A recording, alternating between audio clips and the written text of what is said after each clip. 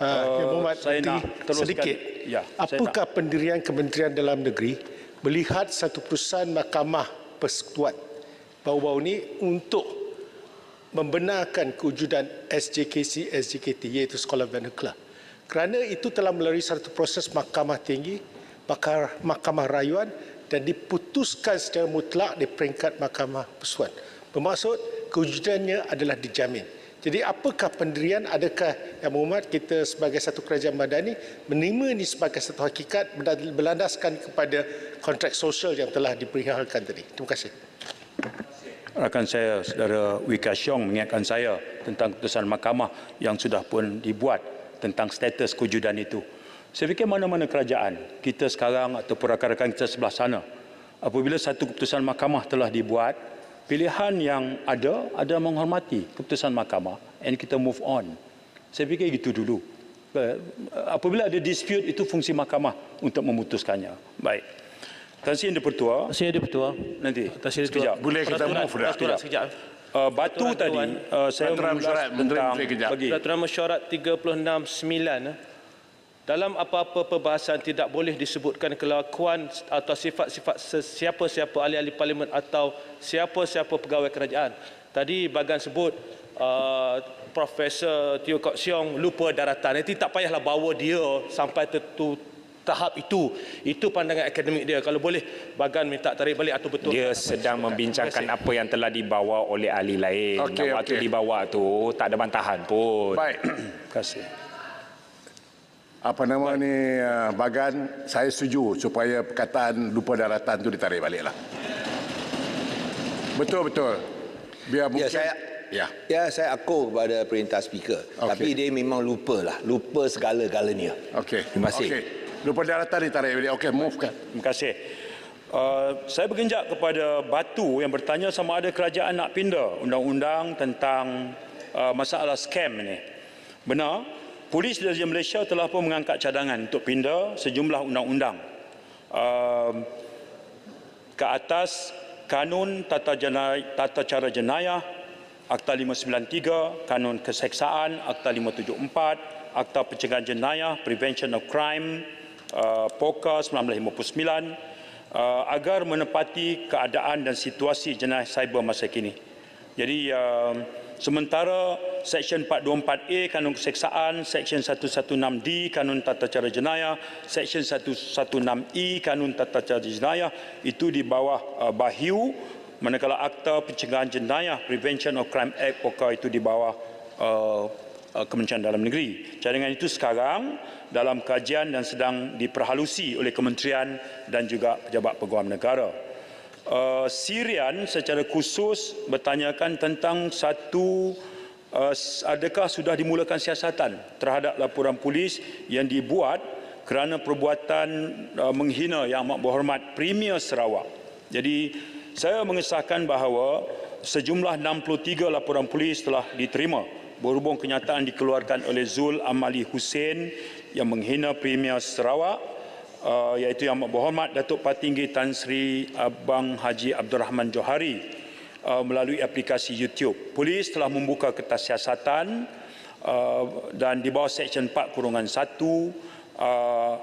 Akta Hasutan 48 dan Seksyen 233 Akta Komunikasi dan Multimedia, iaitu penggunaan tidak wajar kemudahan rangkaian atau perkhidmatan rangkaian. Kes ini masih dalam siasatan pihak polis. Tan Sri Yang Di-Pertua, saya bergenjak kepada persoalan ceras yang membangkitkan tentang apakah sudah polis mulakan siasatan terhadap perbuatan berbau ugutan dan intimidasi, melemparkan sejumlah kertas yang mengandungi ugutan di hadapan rumah ibu kepada Yang Berhormat Tuan Nga Komeng. Ya, polis telah menerima laporan, Aitawa report dan serta siasatan telah pun dimulakan. Saya ingin mengajak ahli-ahli Dewan di dalam Dewan yang mulia ini untuk mengambil ini sebagai pengajaran. Perbuatan seperti mengugut dan mengancam tentang keselamatan nyawa itu dinilai dari sudut apa pun adalah satu perbuatan yang tak boleh dipertahankan, dan pihak polis akan menggunakan seluruh kekuatan dan keupayaan yang ada untuk menyelesaikan perkara ini. Rakan saya Julau membangkitkan apakah SOP ujian makmal terhadap penjenayah polis yang hari ini memakan tempoh masa yang agak panjang. Terima kasih Julau.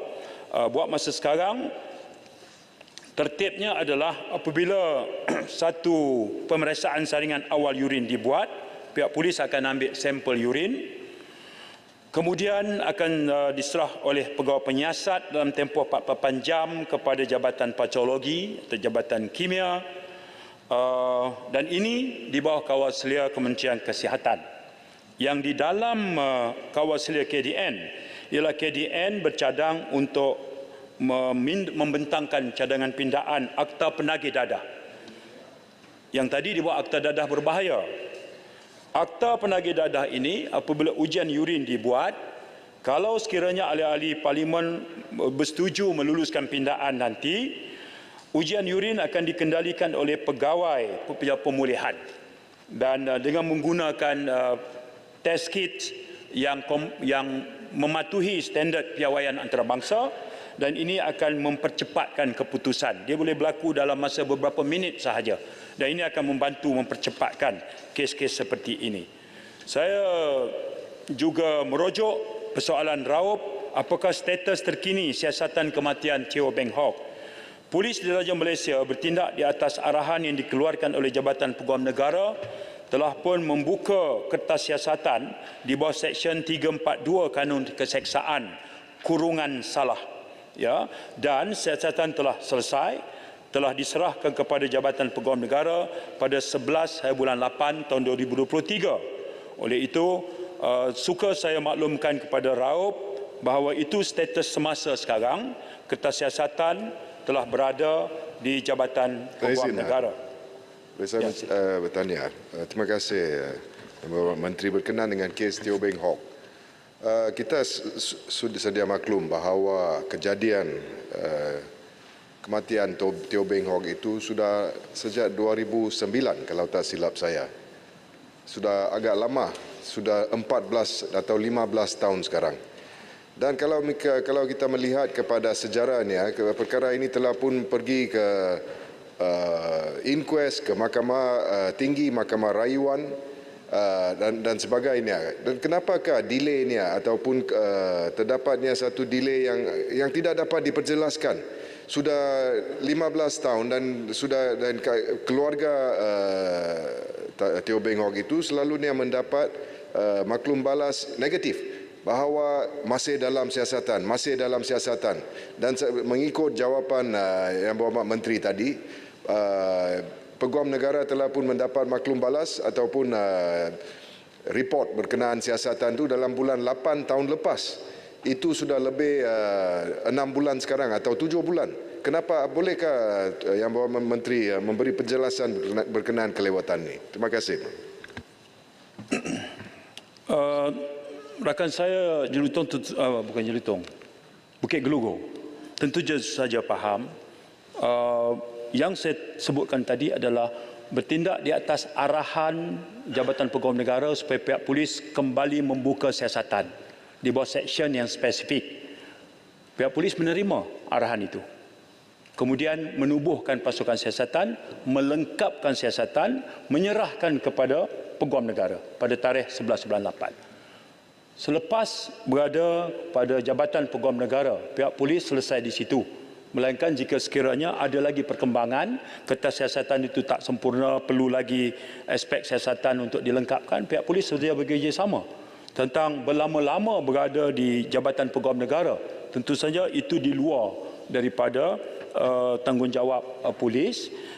Tapi saya faham secara keseluruhannya, kerajaan harus memberikan perhatian yang serius, kena ada kesegeraan. Saya setuju dengan Bukit Gelugur kerana ini satu tempoh yang sudah terlalu lama. Ya. Baik. Tan Sri Di-Pertua, Kepala Batas Sandakan Kelang membangkitkan soal pendatang asing tanpa izin. Saya nak jelaskan begini. Yang pertama, Kementerian Dalam Negeri menerima aduan orang ramai dan juga mengumpul maklumat perisikan Jabatan Imigresen. Tentang apa? Tentang kewujudan hotspot, kawasan-kawasan yang banyak didiami oleh yang dikatakan pendatang asing tanpa izin. Langkah seterusnya, Jabatan Imigresen dengan kerjasama dengan agensi-agensi penguatkuasaan lain membuat siri-siri serbuan.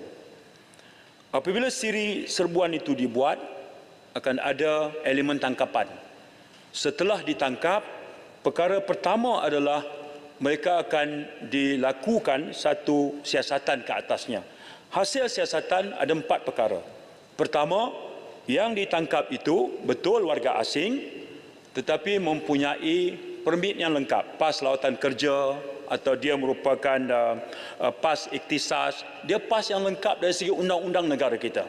Walaupun momen kita tahan, kita akan lepaskan. Tak ada sebab untuk kita tahan kalau seorang itu datang dengan lengkap dokumen. Itu yang pertama. Yang kedua, yang kita tangkap itu tanpa dokumen sama sekali. Yang ini kita buka kertas siasatan. Sementara itu, kita letak mereka di depo imigresen. Yang ketiga, mereka masuk dengan pas, tapi mereka salah guna pas. Ya, masuk dengan pas yang sah, kemudian salah guna pas keberadaan mereka. Yang itu pun kita letak di depo imigresen, kita buka kertas siasatan. Yang ketiga, mereka masuk dengan dokumen sah, sepatutnya mereka dah tinggalkan negara. Mereka pilih untuk tinggal di sini. Yang itu kita namakan terlebih tinggal. Yang itu kalau terlebih tinggal itu tempohnya dalam 1 bulan, ya, atau 2 bulan, atau 3 bulan, kurang 90 hari kita kenakan compound. Compoundnya RM30 sehari, maksimum adalah RM3,000. Okey? Tapi kalau dah terlalu lama terlebih tinggal, yang itu pun kita buka kertas siasatan. Dan inilah yang kita buat apabila kita profilkan mereka yang ditahan dalam siri-siri terbuan. Kita dapati bahawa bagi setiap 100 yang kita tahan, 80 lengkap dokumen. Hanya 20% sahaja yang ada masalah yang saya sebutkan tadi. Jadi benar siri terbuan dibuat, tidak semestinya yang ditangkap itu adalah pendatang asing tanpa izin. Mereka sama ada jatuh dalam salah satu daripada 3 kategori. Tan Sri Yang di-Pertua, saya juga ingin memberi reaksi kepada soalan Kepala Batas tentang 1.2 juta pelancong Cina yang dikatakan masuk sejak 2018 kemudian tak keluar-keluar. Saya nak jawabkan once and for all, sekali terus. Ya. Saya bagi maklumat bahawa bagi tempoh 1 Januari 2021 sehinggalah tempoh 31 Disember 2023, Tan Sri Yang di-Pertua, ketibaan warga asing di negara kita kiraan hampirnya 46 juta. Balik lebih kurang 39 juta. Maknanya warga asing yang masih berada di Malaysia lebih kurang 6 juta. Tapi siapa mereka? Mereka adalah warga asing pemegang pas jangka panjang. Memang dia tinggal sini, dia tak baliklah sampai pas jangka panjang dia itu tamat. Boleh jadi 3 tahun, boleh jadi 5 tahun. Baik, ada juga warga asing yang masuk kemudian terlebih tinggal, tapi kita buka program rekalibrasi, mereka daftar. Ini jumlahnya lebih kurang 1 juta. Ya, pas jangka panjang lebih kurang 2.6 juta. Warga asing yang berdaftar rekalibrasi, terlebih tinggal, tapi mereka daftar dengan kita. Mereka munculkan diri, daftar, rekod imigresen pegang. Warga asing yang kita tahan di depo imigresen, 12,000. Warga asing yang memegang pelbagai pas. Macam-macam ni pasnya. Pas lawatan jangka panjang. Pas ini termasuklah pas lawatan iktisas, pas lawatan sosial suami isteri kepada warga negara. Mereka warga asing. Mereka berkahwin dengan warga tempatan. Mereka pegang pas lawatan sosial, pas diplomat, pas pelajar, pas resident talent, pas penggajian, pas MM2H, pas lawatan iktisas, pas lawatan kerja sementara dan banyak lagi pas. Ya, selama mereka memegang pas ini ada tempoh mereka dibenarkan tinggal, jadi rekod mereka tak keluar. Jadi sebab itu saya nak sebut bahawa kita boleh jelaskan secara transparan terhadap perkara ini untuk kita tidak mengulang-ulang lagi berdasarkan pada fakta yang tersasar. Baik, rakan saya dari Tumpat Dia bertanya tentang apa beza Tanya betul, minta jalan. ya. Adakah ini bermakna bahawa dakwaan oleh Yang Berhormat Kepala Batas bahawa ada 1.2 juta warga asing daripada negara China yang terus tinggal secara tidak sah adalah tidak berasas dan adalah palsu sama sekali.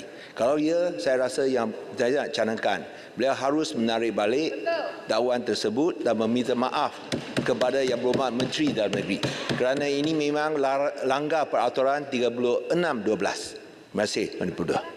Tan Sri Dipertua. Sebab itu saya memilih untuk betul-betul hadam perkara ini. Tengok angka, tengok jenis PAS. Ya, supaya sebagai ahli parlimen, kalau kita ada kesedaran dan tanggungjawab, kita tak akan mengulang-ulang fakta yang sangat terang. Yang siapa pun, hari ini betul Kerajaan Madani, ya, kita pun tak tahu, satu masa nanti boleh jadi rakan-rakan kita di sana pula memegang teraju pemerintahan dan amanah. Mereka juga akan berurusan dengan data yang sama yang saya ungkap. Jadi saya setuju Bagan, kenyataan bahawa 1.2 juta orang Cina masuk tak keluar, cukuplah.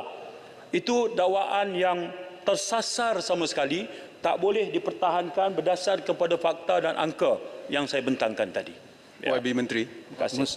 Maaf YB Menteri. Silakan.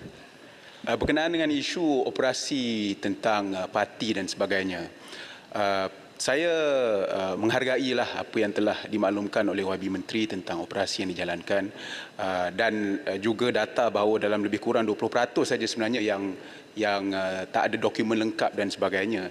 Cuma bila kita nampak operasi ini dilaksanakan, saya berharap bahawa kita jangan sampai tahap yang mana kita melayan mereka seperti bukan manusia dan sebagainya. Kemanusiaan itu penting. Sebab kadang-kadang saya tengok operasi yang dibuat terutama sekali dengan liputan media dan sebagainya, nampak seperti mereka ni dilayan seperti subhuman lah, bukan manusia. Jadi walaupun pada masa yang sama kita perlu pastikan bahawa operasi itu dijalankan, kita tak nak ada pendatang asing tanpa izin, tapi pada masa yang sama humanity itu tidak wajar dilupakan. Terima kasih YB Menteri. Sebelum ini minta maaf, point of order. Kerana tadi Yang Berhormat Menteri telah menyatakan bahawa memang adalah tidak berasas. Bolehkah Tan Sri yang betul, saya rasa telah melanggaри 3612. Minta itu Yang Berhormat Kepala Batas kena tarik balik dan minta maaf kepada Yang Berhormat Menteri Dalam Negeri kerana beliau menjadi sasaran serangan yang tidak berasas ini dan dimain-mainkan dalam kawasan-kawasan tertentu yang menimbulkan sentimen perkauman dan juga yang tidak sihat. Terima kasih. Baik. Oleh kerana ucapan itu dilakukan semasa saya tidak berisai, jadi saya tidak ada rekod. Jadi saya akan cek dulu, lihat bagaimana keadaan dan saya akan maklumkan kemudian. Terima kasih. Baik, terima kasih. Saya dari Bangi, terima kasih atas teguran. Saya nak mohon penjelasan. Ulas Bangi saja. Lepas bagi saya. Baik. Terima kasih rakan saya dari Bangi. Teguran saya mengambil dengan sikap positif. Tentu saja saya boleh menyampaikan pesan-pesan kemanusiaan ini kepada pasukan pengak kuasa. Of course kita kena strike the balance. Kadang-kadang tangkapan itu melibatkan kumpulan yang sangat agresif. Ada berlaku, ya, memang berlaku. Jadi pasukan pengak kuasa kita harus berdepan dengan suasana yang tak menentu begitu. Ya, tapi saya mengambil semangat teguran itu, terutama ketika perhatian KDN khususnya Jabatan Immigration yang baru-baru ini telah dipaparkan dalam laporan Human Rights Watch yang memberikan satu butiran yang sangat serius seperti torture by immigration officers allegedly beating them with bricks and batons and standing on their chest where two of the detainees ultimately died. Ya. Dan kumpulan HRW ini telah dipanggil oleh Parliamentary Select Committee yang dipungsikan oleh Selayang. Di hadapan mereka diminta untuk kemukakan bukti terhadap dakwaan-dakwaan ini. Saya juga telah mengajak HRW untuk menjadi tetamu saya, serahkan di mana berlaku, di kap depo immigration mana, siapa yang meninggal dunia, bila kejadian itu berlaku. Saya nak supaya bila data itu kita dapat, saya akan segera mewujudkan jawatankuasa siasatan Kalau siasatan kami itu masih boleh dipertikaikan tentang integriti kewibawaan, saya bersedia mengundang pihak yang bertanggungjawab, yang punya kredibiliti untuk membantu. Ya, tapi suka saya sebutkan bahawa saya bertemu dengan SRW beberapa hari lepas, saya berjumpa dan saya mengulangi. Ya, kita nak tahu. Ya, hakikatnya ketika berdepan dengan PSC, mereka tak dapat mengadakan sebarang bukti kepada PSC. Jadi setakat ini laporan itu masih bersifat hearsay dan tidak mematuhi sebarang metodologi kajian atau reporting yang boleh kita guna pakai. Apa pun saya masih lagi memberikan benefit of the doubt. Barangkali ada benda kita terlepas pandang. Dalam masa terdekat saya akan mengadakan pertemuan supaya kita selesaikan perkara ini, supaya apa-apa laporan dia mestilah bersifat penuh tanggungjawab dan kebenaran kepada bukti. Terima kasih Bangi atas teguran. Sahabat saya Sid. Ya, Mak Menteri, saya ingin bangkitkan sama ada Mak Menteri akan menjawab di sini persoalan saya ketika perbahasan membangkitkan isu kenaikan atau kes kenaikan jenayah seksual kanak-kanak, ya. Kerana Yang Mak Menteri telah membidah saya di luar melalui media. Ada beberapa perkara yang saya perlu jawab, ada fakta-fakta yang sangat tidak tepat yang dikeluarkan oleh Yang Mak Menteri. Jadi Yang Mak Menteri sebut kanun jenayah syariah ini dibuat di Kelantan, tapi Kelantan antara kes paling tinggi di Malaysia. Ini tidak tepat Yang Mak Menteri. Yang saya kena betulkan. Antara negeri paling tinggi sekarang ni kenaikannya lah Johor. Ya, dan kalau ikut jumlah yang lain, Selangor juga tinggi, 727 kes. Jadi minta Yang Mak Menteri perbetulkan keadaan ini. Dan saya juga katakan fakta yang jelas bahawa ketika hari ini undang-undang jenayah rogol adalah di bawah undang-undang sivil, kanun kesiksaan Akta 376 bersama dengan Akta Keterangan. Saya bangkitkan di sini adalah untuk kita di Parlimen ini melihat bagaimana satu ruang untuk kita sebut muhasabah. Mungkin ada kelemahan-kelemahan dalam undang-undang ini, termasuk yang sekarang dibuat oleh beberapa negara berkaitan dengan undang jenayah rogol ini, termasuk di United Kingdom, di New Zealand, dan undang-undang syariah tidak dapat dilaksana seperti mana yang disebut oleh Mak Menteri. Nak perbetulkan apa yang telah Menteri sebut di luar sana. Terima kasih Ketua. Masa sudah tamat. Saya mohon tambahan masa sikit. 5 minit. 15 minit. 5. Saya mohon 10 minit. 5 Macam minit. mana Putrajaya tadi dapat 10 minit. Sebab ini Kementerian KDN.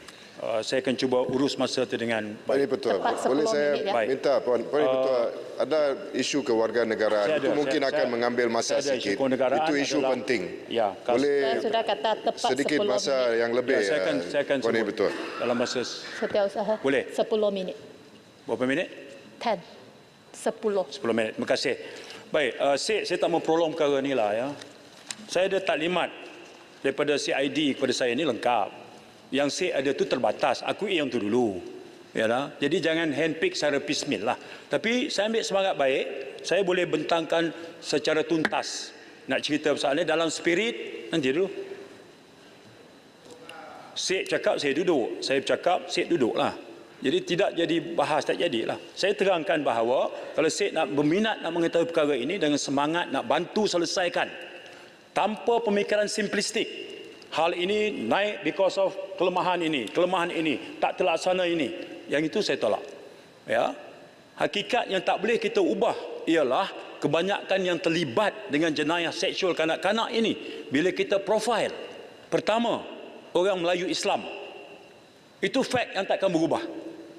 Yang kedua, golongan pendapatan rendah. Itu tak berubah juga.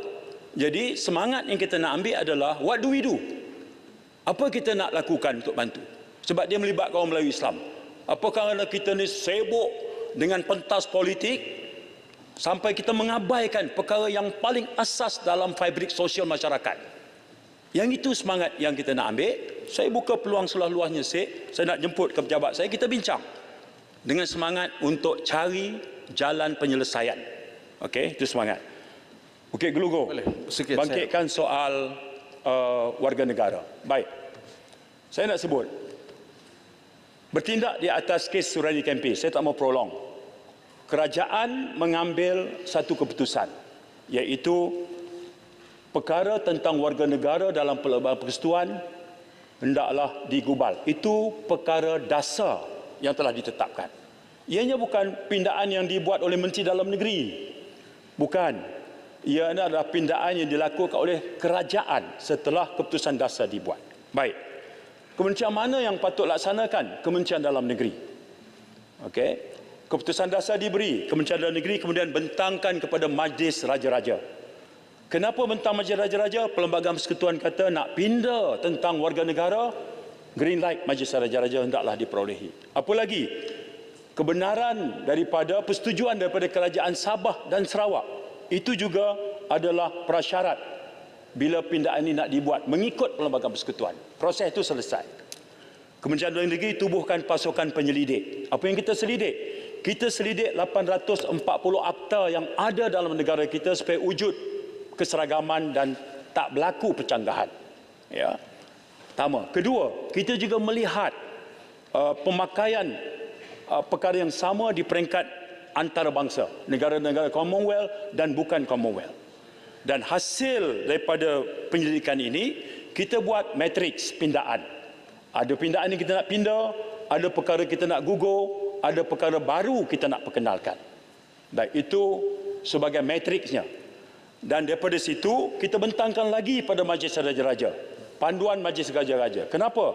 Perkara tentang kedaulatan negara, perkara tentang agama, perkara tentang warga negara. Rujukan pada Majlis Raja-Raja itu kita lalui, kita perolehi. Dan daripada matrik itulah barulah kita kembangkan. Dan proses itu kita lakukan libat urus. Sekurang-kurangnya 6 zon kita buat. Libat urus, kumpulan masyarakat sivil, distinguished individuals, pakar-pakar perundangan, kerajaan negeri, aktivis sosial. Semua tu kita ambil pandangan mereka. Dan akhirnya kita kemukakan lagi kepada Majlis Raja-Raja yang kemudiannya meminitkan bahawa cadangan pindaan ini diberi perkenan sepenuhnya di bawah jadual 3, perkara 3 Perlembagaan Persekutuan jadual 1 dan 2. Saya bentangkan pula kepada Jamaah Menteri dan juga telah diberikan keputusan untuk bersetuju. Baik.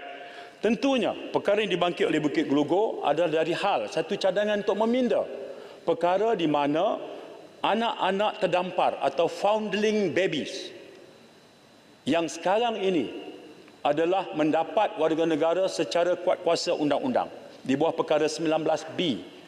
Saya pernah tegaskan dalam parlimen ini bahawa jalan untuk mendapat warga negara mengikut Perlembagaan Persekutuan umumnya ada 3. Pertama, kuat kuasa undang-undang. Kedua, pendaftaran. Pendaftaran bermaksudnya perlembagaan memberikan discretion kepada yang berhormat menteri. Sebab itu saya rayu supaya tidak perlu dipertikaikan. Perlembagaan ini adalah 1963. Memang sudah ada di situ kuasa menteri dalam membuat keputusan terhadap perkara pendaftaran. Yang ketiga adalah melalui jalan naturalisasi. Kita ada cadangan untuk meminda perkara 19B, anak terdampar. Kerana kita tengok dari segi rekod, pertama, bila kita gali semua permohonan di bawah perkara anak terdampar ini, kita kutip data daripada 2013 sampai 2024, jumlahnya cuma 142. Dan semuanya telah pun kita berikan keputusan. Tak ada satu lagi tertangguh. Tak ada. Permohonan jenis ini untuk dapat sekuat kuasa undang-undang, dia mesti siapkan laporan polis, laporan Jabatan Kebajikan Masyarakat dan juga laporan hospital. Bila lengkap yang itu, maka kuat kuasa undang-undang. 142. Tapi ini, sekejap Bukit Gelugor, ini untuk foundling baby, kanak-kanak yang tali pusatnya masih ada. Tali pusat masih ada. Tapi kalau asal anak terdampar, 3 laporan tak dapat disiapkan. Anak itu terus membesar, umur 3 tahun, 5 tahun, 7 tahun, 10 tahun. Kita tak proses lagi di bawah 19B. Sebab dia tak comply dengan perkara yang tafsiran itu. Masih ada tali pusat. Jadi kita proses di bawah 15A. Jadi apakah peluang mereka untuk jadi warga negara tertutup? Jawapannya tidak. Kita proses di bawah 15A yang jumlah permohonan di bawah 15A ini ialah 59,000. 15A maknanya anak lahir di luar ikatan perkahwinan, anak yang menjadi anak angkat, atau anak di bawah penjagaan dan sebagainya. 59,000 kita dah proses 35,000. Bakinya 14,000 dan Kementerian Dalam Negeri set 31 Disember tahun ini kita akan selesai semua 14,000. Kosong, kita mula kitab baru. Dan di kalangan jumlah yang kita dah proses, kejayaan untuk memperolehi warga negara dalam kategori ini termasuk anak terdampar melalui jalan pendaftaran ialah 98%. 100 yang memohon, 2 saja yang gagal. 98 yang lain berjaya mendapat warga negara. Pada akhirnya adalah mendapat warga negara. Silakan Bukit Belum. Terima kasih Yang Berhormat Menteri. Saya mengambil maklum berkenaan dengan proses dan sebagainya yang telah pun diambil, dan nampaknya berkenaan dengan apa yang telah pun dibangkit semasa ucapan bukan hanya saya tapi beberapa ahli yang lain. Bukan saja isu foundling saja yang dibangkitkan, itu salah satu isu memang. Tapi isu yang besar di sini adalah berkenaan dengan the reversal of the burden of proof, dengan izin Puan dan Dipertua, dari segi untuk isu foundling for example.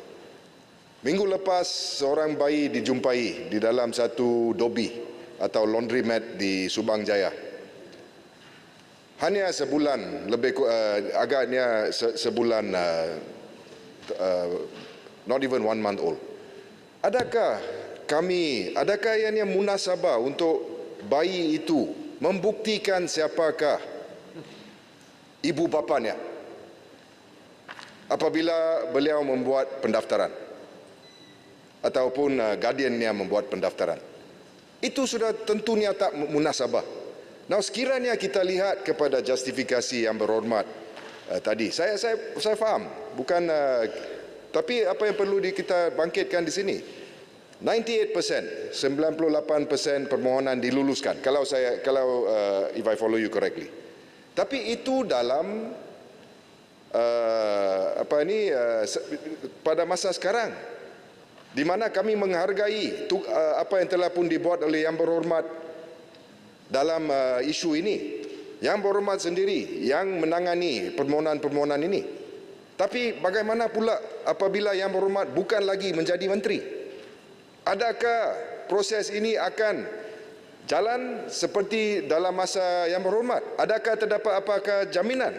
Kalau kita lihat statistik Yang Berhormat, mengikut satu soalan yang dibangkitkan oleh ahli parlimen paya besar dalam soalan lisan pada 24 bulan 10 2019. Mengikut beliau bertanya berkenaan statistik dan sebagainya. Jawapan yang diberi adalah seperti ini. Antara tahun 2014 hingga 30 bulan September 2019, sebanyak 81,133 permohonan kewarganegaraan telah pun diterima. 13,151 berjaya. 57,236 masih dalam proses bagi tempoh tersebut dan 10,746 ditolak. Maksudnya kira-kira ataupun anggaran lebih daripada 70% daripada permohonan 81,000 lebih permohonan tersebut masih dalam proses dalam tempoh 5 tahun. Still in the process. Saya tahu yang bekerja keras sekarang. Kita menghargai apa yang dibuat sekarang. Tapi tiada apa-apa jaminan bahawa ini akan diteruskan. Praktis ini akan diteruskan. So, kalau kita mengambil keluar safeguard yang dijaminkan di dalam perlembagaan persekutuan, bagaimanakah? Bukankah ini merupakan satu backward step atau a regressive step dengan izin Puan Yang Dipertua? Untuk bukan saja kes foundling, tapi untuk kesemua kes di mana pendaftarannya perlu, dan kita perlu ingat, Yang Berhormat, saya akan habiskan dengan ini. Isu rasuah.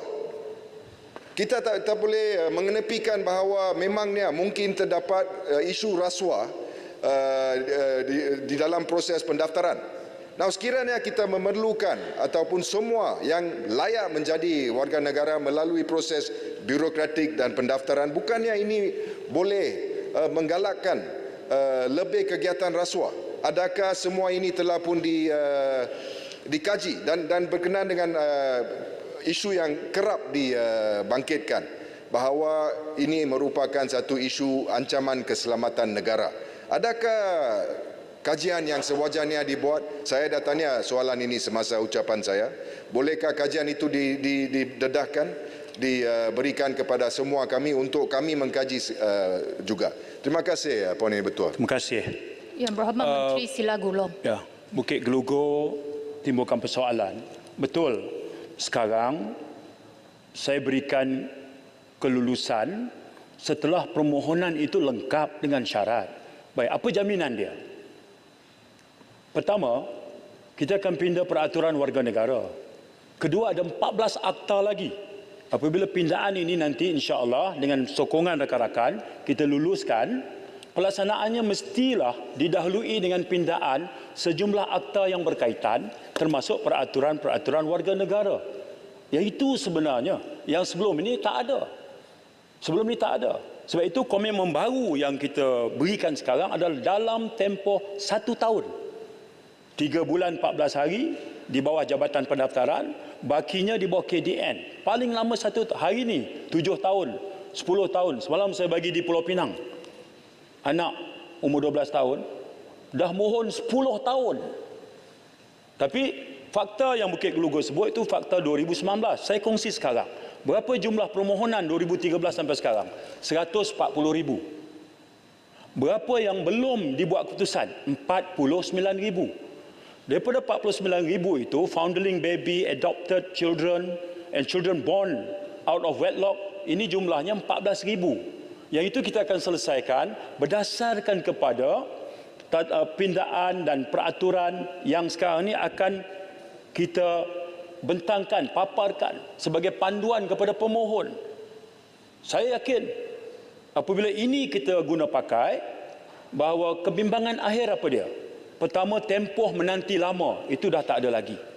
Ya, sebab kita akan susuli dengan pindaan 14 akta yang berkaitan dengan peraturan warga negara seperti mana dinasihati Peguam Negara. Satu. Baik. Yang disebut oleh Bukit Gelugur tadi juga, apakah kebimbangan yang sebut, apakah beban pembuktian itu ke atas baby itu? Saya faham. Ya. Saya pun takkan boleh selamanya menggunakan alasan keselamatan. Tapi apa dah hakikat yang berlaku? Pertama, ada perkara seperti baby hatch yang berlaku di hospital, private clinic dan sebagainya. Ya. Ada berlaku. Kedua, berlaku juga warga asing yang bukan warga negara bersama pasangannya juga warga asing, terang-terang bukan warga negara. Berlaku kelahiran baby di hospital, mereka walk out begitu saja. Bil hospital tak bayar, unpaid hospital bills oleh foreigners ini ratusan juta. Ya. Angka kita ada. Sebab itu dia tinggalkan begitu aja. Sebab dia pun tahu di bawah 19B anak lahir di sini dia kata boleh dapat terus. Jadi dia tinggal. Ini dulu tak berlaku. 1963 tak berlaku. Sekarang dengan 3.5 juta warga asing, dia mengubah landscape dari segi komposisi dalam negara kita. Sebab itu pindaan hari ini adalah untuk persiapan hari muka. Ya. Sebab itu saya ulangi lagi sekali. Pembentangan ini adalah pembintangan oleh kerajaan Madani. Jauh daripada dakwaan bahawa berlaku kejam, zalim, menutup pintu dan sebagainya, sebab komitmen yang kita tunjukkan dengan rekod kelulusan tahun lepas 11,700, 85% adalah membabitkan foundling baby, anak angkat, anak lahir di luar ikatan perkahwinan.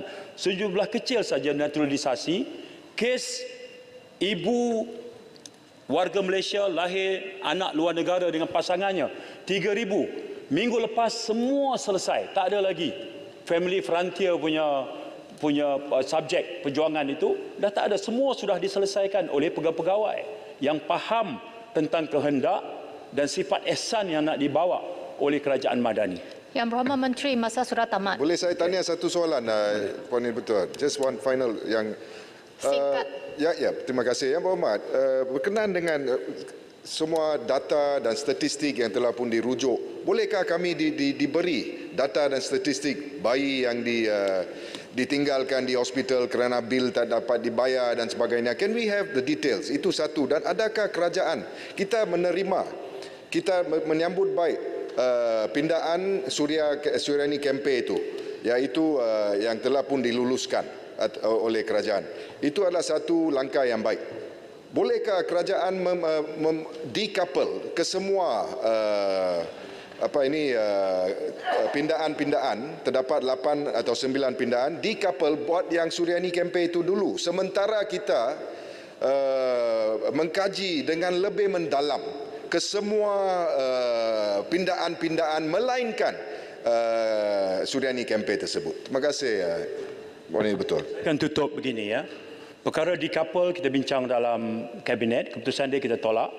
Perkara ini juga dibentang pada Majlis Raja-Raja. Majlis Raja-Raja juga tidak memberi perkenan tentang formula decouple. So saya tak mau prolong kat situ atau buka balik. Okay? Tapi untuk bahas tak ada masalah. Sekejap lagi pun selesai pembahasan ini, saya akan memberikan taklimat kepada ahli-ahli Parlimen DAP. Jadual saya sebelum sesi tamat pun, saya akan mengadakan perbincangan dengan ahli-ahli Parlimen Perikatan Nasional untuk terangkan secara terus terang tujuan, angka, fakta, supaya tekad kita sama. We want to do the right thing. Kita nak buat satu perkara yang betul, dan yang kita nak elak juga adalah memberi warga negara kepada orang yang tidak layak. Dia mesti ada elemen kawalan kat situ. Jadi itulah tujuan sebenar di sebalik cadangan ini.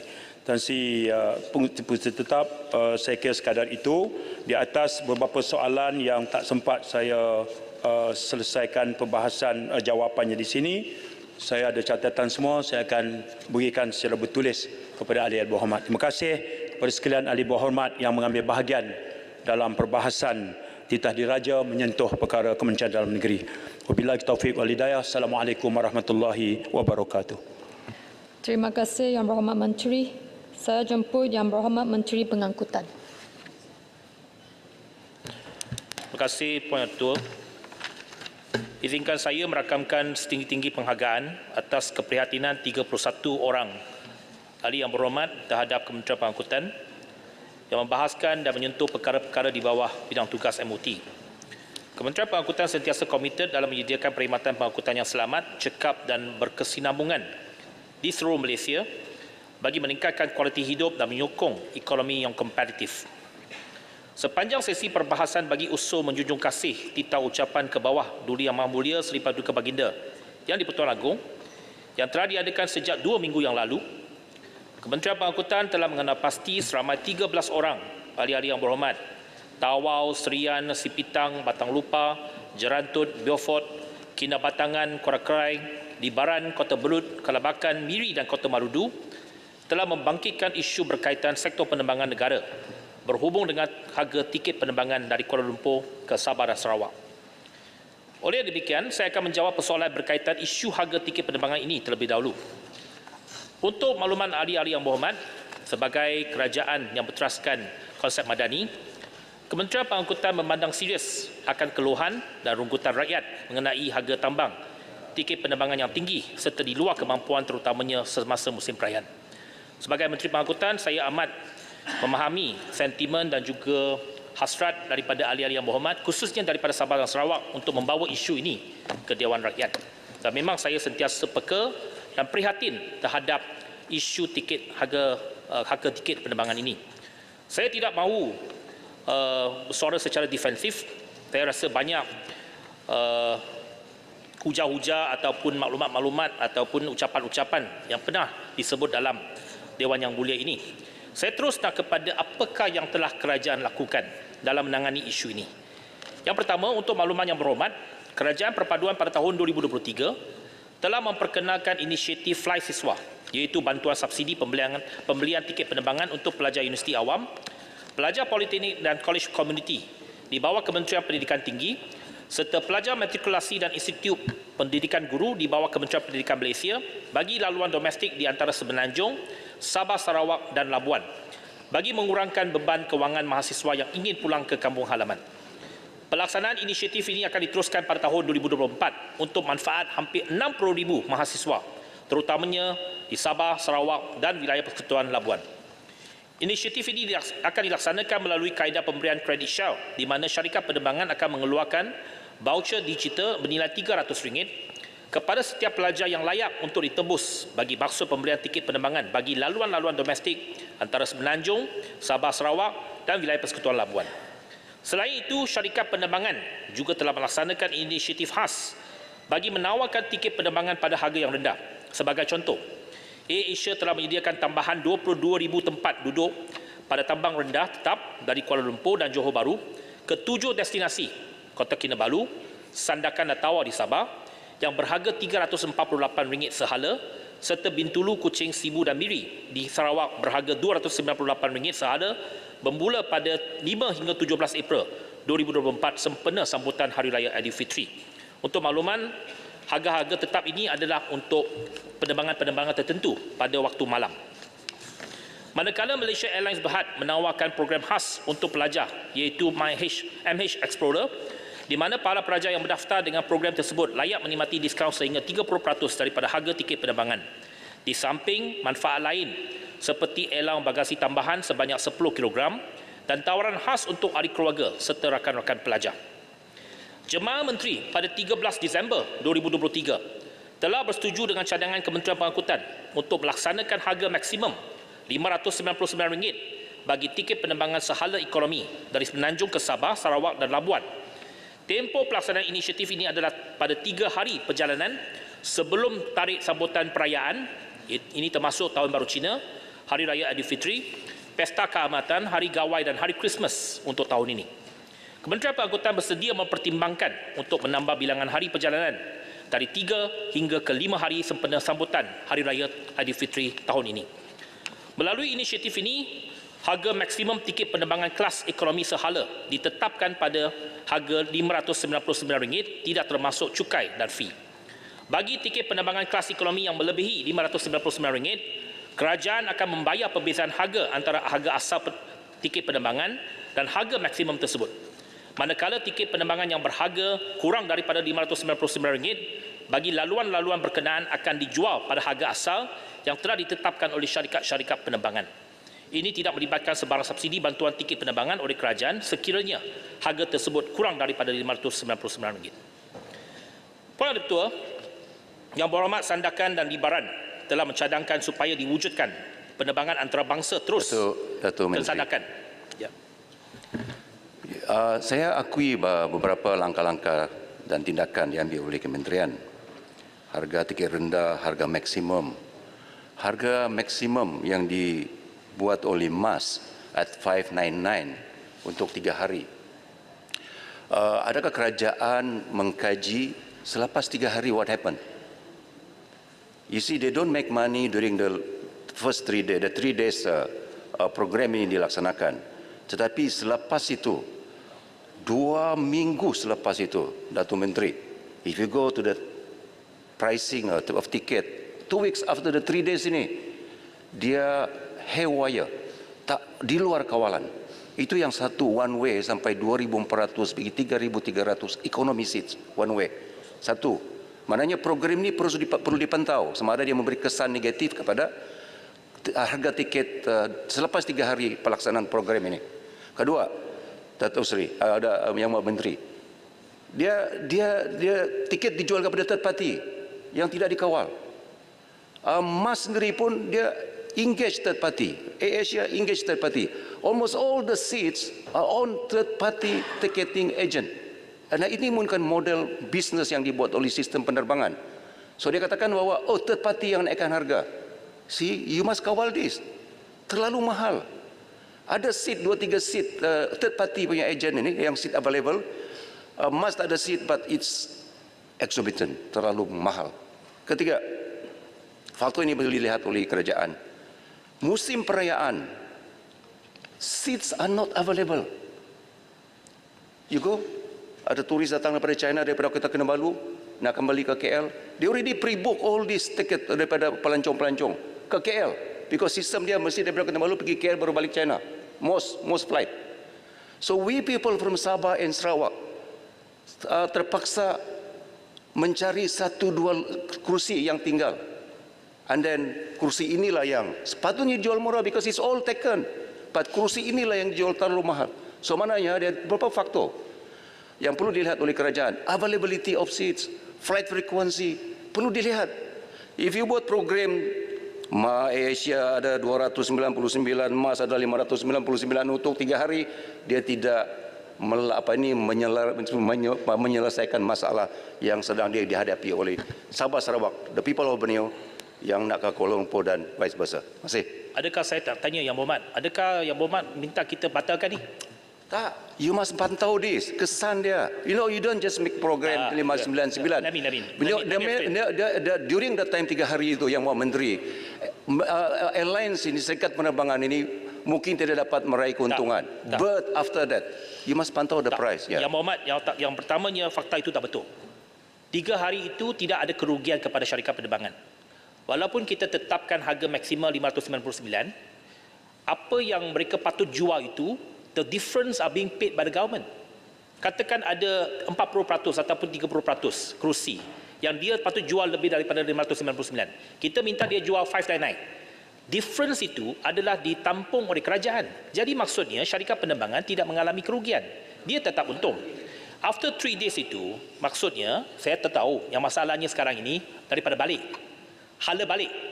Yang kita selesaikan masalah hala ke Kuala Lumpur ke Sabah dan Sarawak. Itu kita sehala. Mengapa kita tetapkan 3 hari ataupun 5 hari sebelum musim perayaan? Sebab musim perayaan, tarikh itu sudah tetap. Semua orang nak balik sebelum musim perayaan itu. Tetapi on the way back, kita tak tahu bila orang balik. Mungkin Yang Berhormat balik seminggu selepas musim perayaan. Ada yang mungkin balik 2 minggu. Ada yang balik 10 hari. So we cannot decide which day untuk letakkan harga maksimum ini untuk penerbangan balik daripada Sabah Sarawak ke Semenanjung. Itu yang menjadi masalah kepada kita. Yang baru-baru ini kita tengok trend dia, memang betul 2 minggu selepas tahun baru Cina ini, penerbangan daripada Sabah, daripada Sarawak balik ke Semenanjung semua penuh. Yang pertamanya sebab musim perayaan, kita tambah kapasiti masih musim perayaan. Dah balik banyak ke Sabah Sarawak, nah sekarang nak balik Kuala Lumpur pula. Kapasiti mungkin tak cukup. Okay? Itu yang kita kena lihat. Yang keduanya, sebab industri pelancongan kita agak berkembang dengan baik. Semasa musim perayaan ini, ramai pelancong-pelancong pergi ke Sabah Sarawak. So itu yang kita kena lihat. Saya bersetuju bahawa memang perlu kita lihat kapasiti. Kapasiti. Ya. Perlu diseimbangkan. Kita promote pelancongan karena upgrade seats availability, penerbangan, frekuensi dan sebagainya. Otherwise the people of Sabah and Sarawak will suffer forever. Ya. Yeah. Terima kasih Yang Berhormat. Memang kita setuju, memang tambahan kapasiti perlu. Tetapi kena juga kita lihat ada kekangan kepada syarikat penerbangan. Ada banyak pesawat-pesawat yang belum lagi dapat terbang sebab dia punya the grounded aircraft itu semasa COVID masih ada dalam berfasa-fasa. Pesawat-pesawat ini perlu melalui MRO dan sebagainya untuk mereka kembali beroperasi. Namun begitu, memang kita akan sentiasa cuba memberikan sokongan kepada industri penerbangan supaya mereka boleh renew ataupun mereka percepatkan proses untuk mengembalikan aircraft untuk beroperasi.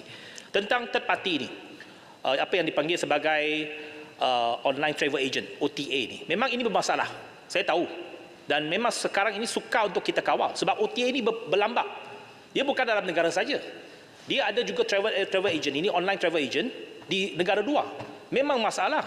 Memang kita tahu ada masalah. Dan MAS memang dia kata dia dah perhentikan ada antara OTA daripada menjual tiket penerbangan mereka. Tetapi ini satu sistem yang agak kompleks yang perlu dilihat dengan lebih teliti dan memang saya bersetuju bahawa kita perlu mengawal OTA ini. Sebab OTA ini kebanyakan luar negara. Syarikat-syarikat penerbangan dia dah jual dalam satu sistem. Sistem itu akan di-capture oleh OTA ini dan mereka akan jual sebagai third party. Sebagai ejen kepada syarikat penerbangan ini. Itu merupakan model perniagaan, serikat perniagaan. You must control this. The government ada tanggungjawab untuk melihat sudut ini. Yang Berhormat, bukannya semua benda kita boleh kontrol. Ada benda yang kita boleh kontrol dalam negara. Ada OTA ini, dia luar negara. Macam mana kita nak kontrol? Kecuali kita kata kita tak nak jual melalui online. Itu masalahnya. Tetapi apapun, memang betul ini masalah yang perlu kita tangani, yang perlu kita lihat, dan saya akan minta pihak MEFCOM untuk lihat lebih terperinci, lihat bagaimana OTA ini dapat dikawal. Memang saya pun tak setuju bahawa kebanyakan OTA ini dia ambil tiket-tiket ini, mungkin dia akan naikkan harga dan menjadi masalah pertikaian antara satu sama lain. Jadi ini, kalau kita semua tiket itu dijual melalui aplikasi syarikat penerbangan itu tak menjadi masalah. Yang menjadi masalah ialah OTA, online travel agent ini, third party, apa yang dinamakan sebagai third party ini. Yang Berhormat, saya dah teruskan kepada cadangan daripada Sandakan dan Libaran untuk diwujudkan penerbangan antarabangsa terus ke Sandakan untuk meningkatkan industri pelancongan. Pendek cerita, memang kita tak ada masalah untuk mana-mana syarikat penerbangan untuk terus membuat penerbangan terus ke mana-mana lapangan terbang, sebab negara kita mengamalkan open sky policy. Mana-mana lapangan terbang yang mampu menerima pesawat-pesawat komersial, mereka boleh terus mendapatkan penerbangan tersebut, dan itu merupakan keputusan komersial syarikat penerbangan. Sekiranya ada permintaan, sudah tentu mereka akan pergi ke lapangan tersebut. Penambahan frekuensi penerbangan Labuan, untuk makluman Yang Berhormat Labuan, frekuensi penerbangan ke Labuan ditambah. Suruhanjaya Penerbangan Malaysia MEFCOM akan mengadakan perbincangan bersama syarikat-syarikat penerbangan termasuk Batik Airline untuk menambah penerbangan terus dari Kuala Lumpur ke Labuan.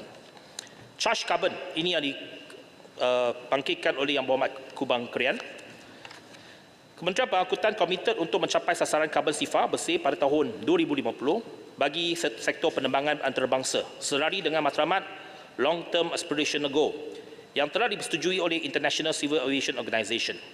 Selaras dengan kajian kemungkinan yang telah dilaksanakan oleh pihak ICAO, tumpuan utama dalam mengurangkan kadar pelepasan karbon bagi sektor penerbangan harus diberikan kepada langkah-langkah mitigasi dalam sektor in-sector solution, iaitu penggunaan pesawat dengan teknologi terkini, peningkatan operasi pengurusan trafik udara, serta penggunaan sustainable aviation fuel. Pembelian carbon credit bagi mengimbangi offset pelepasan karbon adalah pelengkap kepada langkah-langkah mitigasi dalam sektor yang telah dilakukan. Pelaksanaan langkah-langkah mitigasi bagi mencapai matlamat karbon sifar bersih pada tahun 2050 melibatkan kadar pelaburan yang tinggi daripada syarikat-syarikat penerbangan. Dana carbon fee tersebut akan digunakan oleh syarikat-syarikat penerbangan untuk melaksanakan langkah-langkah mitigasi tersebut.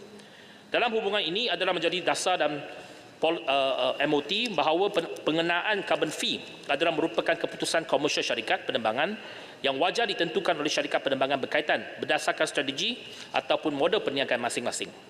Dalam hubungan ini, carbon fee ditentukan oleh syarikat penerbangan berdasarkan kuasa dan permintaan pasaran. Berhubung dengan tahap perkhidmatan di lapangan terbang antarabangsa Kota Kinabalu yang dibangkitkan oleh Yang Berhormat Kota Berut dan Yang Berhormat Putatan, Kementerian Pengangkutan melalui MAHB sentiasa komited untuk memastikan tahap keselesaan penumpang, khususnya di Terminal 1, lapangan terbang antarabangsa Kota Kinabalu, sentiasa berada pada tahap yang terbaik. Untuk jangka masa pendek, langkah-langkah yang diambil oleh pihak MAHB untuk meningkatkan keselesaan penumpang di Terminal 1, lapangan terbang antarabangsa Kota Kinabalu adalah seperti berikut. Pertama, membaik pulih kerusi penumpang. Kedua, menambah troli, menjadikan keseluruhan jumlah troli yang ada untuk kegunaan penumpang di lapangan terbang adalah sebanyak 900 unit. Menaik taraf 5 set tandas penumpang yang bertujuan untuk meningkatkan fungsi dan suasana tandas sebagai sebuah lapangan terbang antarabangsa. Keempat, meningkatkan kemudahan dan melancarkan proses daftar masuk penumpang dengan pelaksanaan Common Use Passenger Processing System yang akan mula digunakan pada 1 April 2024. Kelima, menaik taraf 12 unit passenger boarding bridge sedia ada dan dijangka siap pada Disember 2024. Seterusnya, menaik taraf kemudahan surau yang dijangka siap pada suku keempat tahun 2024. Dan seterusnya, memperkenalkan inisiatif Easy Bag ataupun Self-Service Bag Drop bagi memudahkan dan mempercepatkan proses daftar masuk bagasi. Selain itu, untuk jangka masa sederhana, pihak MAHB sedang mempertimbangkan cadangan untuk melaksanakan projek menaik taraf Terminal 1, lapangan terbang antarabangsa Kota Kinabalu, untuk membolehkan pengendalian penumpang ditingkatkan daripada 9 juta penumpang per annum ataupun 9 million passenger per annum pada masa ini kepada 12 MPPA ataupun 12 million passenger per annum. Dengan peningkatan kapasiti terminal ini adalah diharapkan ia dapat mengatasi isu kesesakan serta memberikan pengalaman perjalanan yang lebih lancar dan menyenangkan kepada semua penumpang. Adakah kerajaan akan mencadangkan pembinaan lapangan terbang yang baru menggantikan KKIA yang ada sekarang? Untuk makluman Yang Berhormat, setakat ini belum ada cadangan untuk membina lapangan terbang baru di Kota Kinabalu. Apa yang kita rancang di peringkat Kementerian Pengangkutan ialah bagaimana untuk fully optimize dan utilize the current airport. Sebab pembinaan satu lapangan terbang yang baru itu melibatkan yang pertama, satu dana yang cukup besar, dan yang keduanya dari segi kesesuaiannya. Sebab apa yang dicadangkan untuk pembinaan satu lapangan terbang baru di Sabah itu, dia jauh daripada Kota Kinabalu. I think hampir 40-50 km daripada Kota Kinabalu. Apa yang ada di Kota Kinabalu sekarang ini agak strategik. Sebab dia dekat dengan pusat bandaraya. Tetapi apa kekangannya ialah bagaimana kita lihat terminal itu dan landasan itu boleh dipanjangkan, dan sama ada terminal itu boleh diperbesarkan lagi, dan juga kita akan melihat juga terminal 2, bagaimana optimize semula terminal 2 di KKIA ini. Jadi saya harap semua pihak dapat memberikan sokongan untuk memastikan supaya projek penaik tarafan lapangan terbang antarabangsa Kota Kinabalu ini dapat dijalankan dengan baik. Seterusnya, Tuan Ketua. Menteri, terantut. Terima kasih kepada pihak Menteri. Satu berita yang baik kepada rakyat, khususnya daripada Semenanjung yang akan pulang beraya. Saya ingin mencadangkan, tadi ditetapkan 3 hari. Maknanya kita dah ada algoritma 3 hari sebelum beraya, ini waktunya untuk mendapat tiket discounted yang kerajaan akan subsidize kalau ada harga yang lebih. Apa salahnya kalau pihak kementerian juga membuat perkara yang sama untuk tiket pulang? Seperti mana yang kita buat pada pengangkutan darat untuk tol, dibuat algoritma yang sama. Syarikat penerbangan juga tentunya ada maklumat bilakah tarikh biasanya mereka yang dibalik, guru-guru khususnya. Jadi kita tetapkan 3 hari juga ataupun 4 hari untuk tiket pulang dan diberikan subsidi yang sama. Terima kasih. Yang pertamanya, Tuan Ketua Yang Berhormat, terima kasih. Memang saya harap dapat buat lebih banyak hari untuk membenarkan ataupun membolehkan ramai lagi rakyat kita untuk balik ke kampung halaman dan balik semula ke Kuala Lumpur. Khususnya antara Semenanjung dengan Sabah Sarawak. Sebab Semenanjung dengan Sabah Sarawak tak ada option lain. Kalau dalam Semenanjung kita boleh ambil train, kita boleh ambil kereta, kita boleh ambil bas. Nak balik Sabah Sarawak tak ada option lain selain daripada penerbangan. Mengapa kita hanya buat sehala? Yang pertamanya, yang telah saya jawab tadi, nak balik itu, orang nak balik itu dia tak ada satu kepastian bila nak balik. Kalau nak balik beraya, kita tahulah sudah tentu nak balik sebelum hari raya. Tetapi lepas raya dia nak balik ke Semenanjung, ada yang mungkin seminggu cuti, ada yang 2 minggu. Suka untuk kita tetapkan hari mana yang kita patut letakkan harga maksima itu. Yang keduanya kos, implikasi kos. Yang Berhormat, saya buat inisiatif ini tanpa ada apa-apa peruntukan daripada Kementerian Kewangan. Kita kalau lihat dalam buku bajet, tak ada peruntukan ini dalam bajet kita.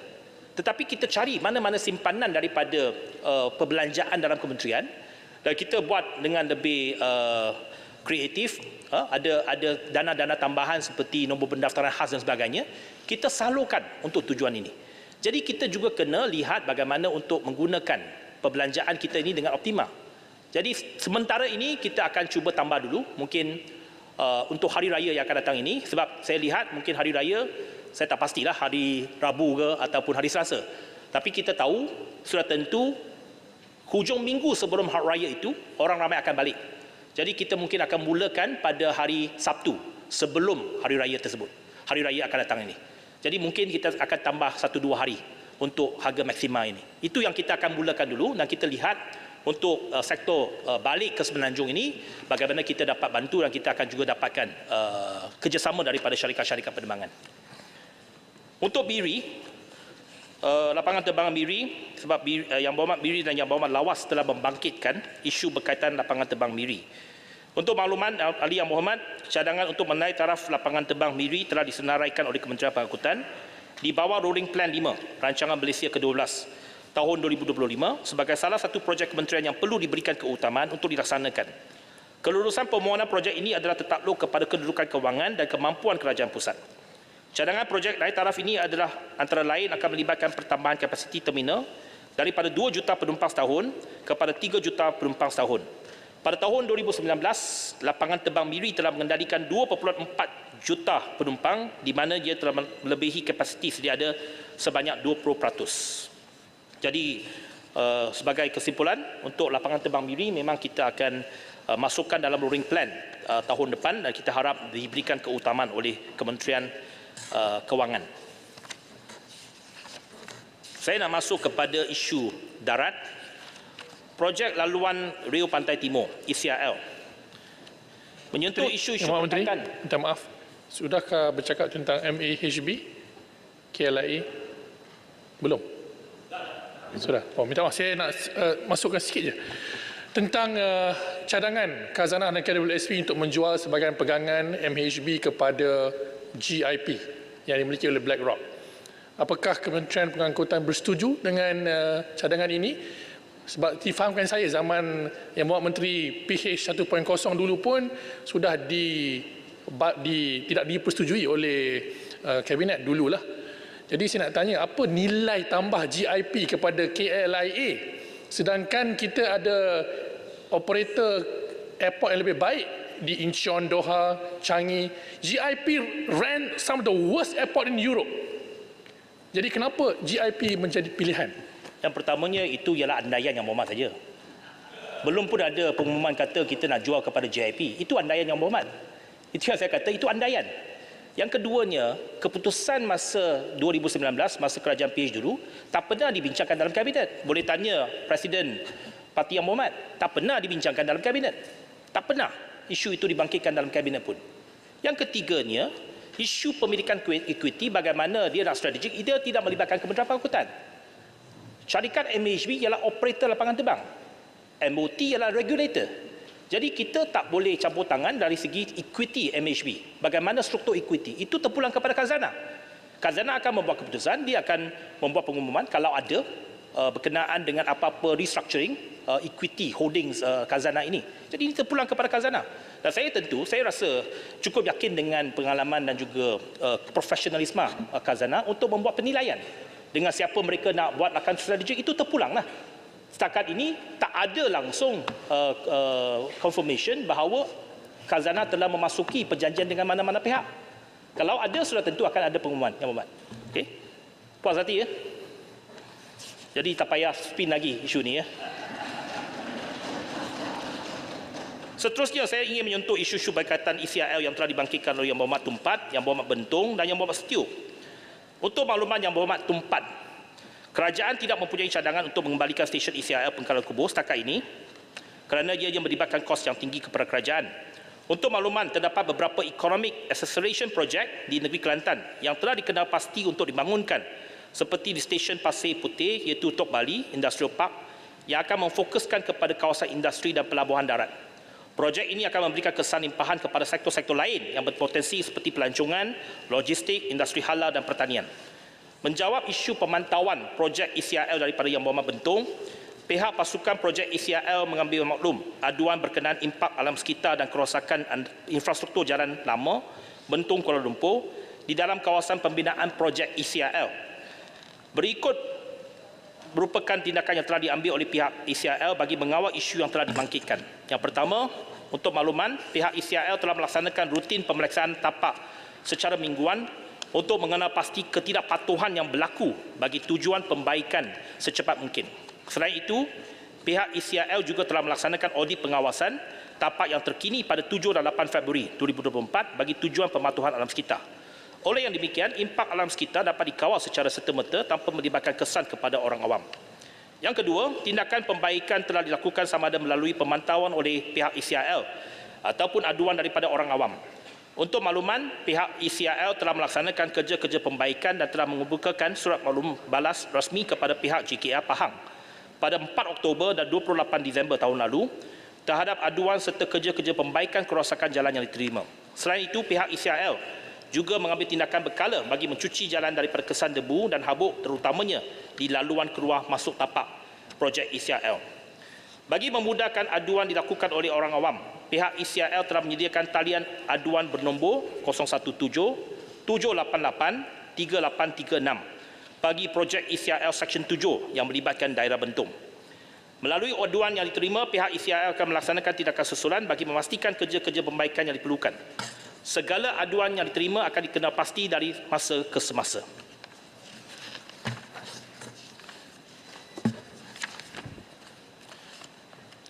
Saya nak menjawab juga Yang Berhormat Paya Besar. Ada? Tak ada dalam Dewan. Kalau tak ada, saya skip.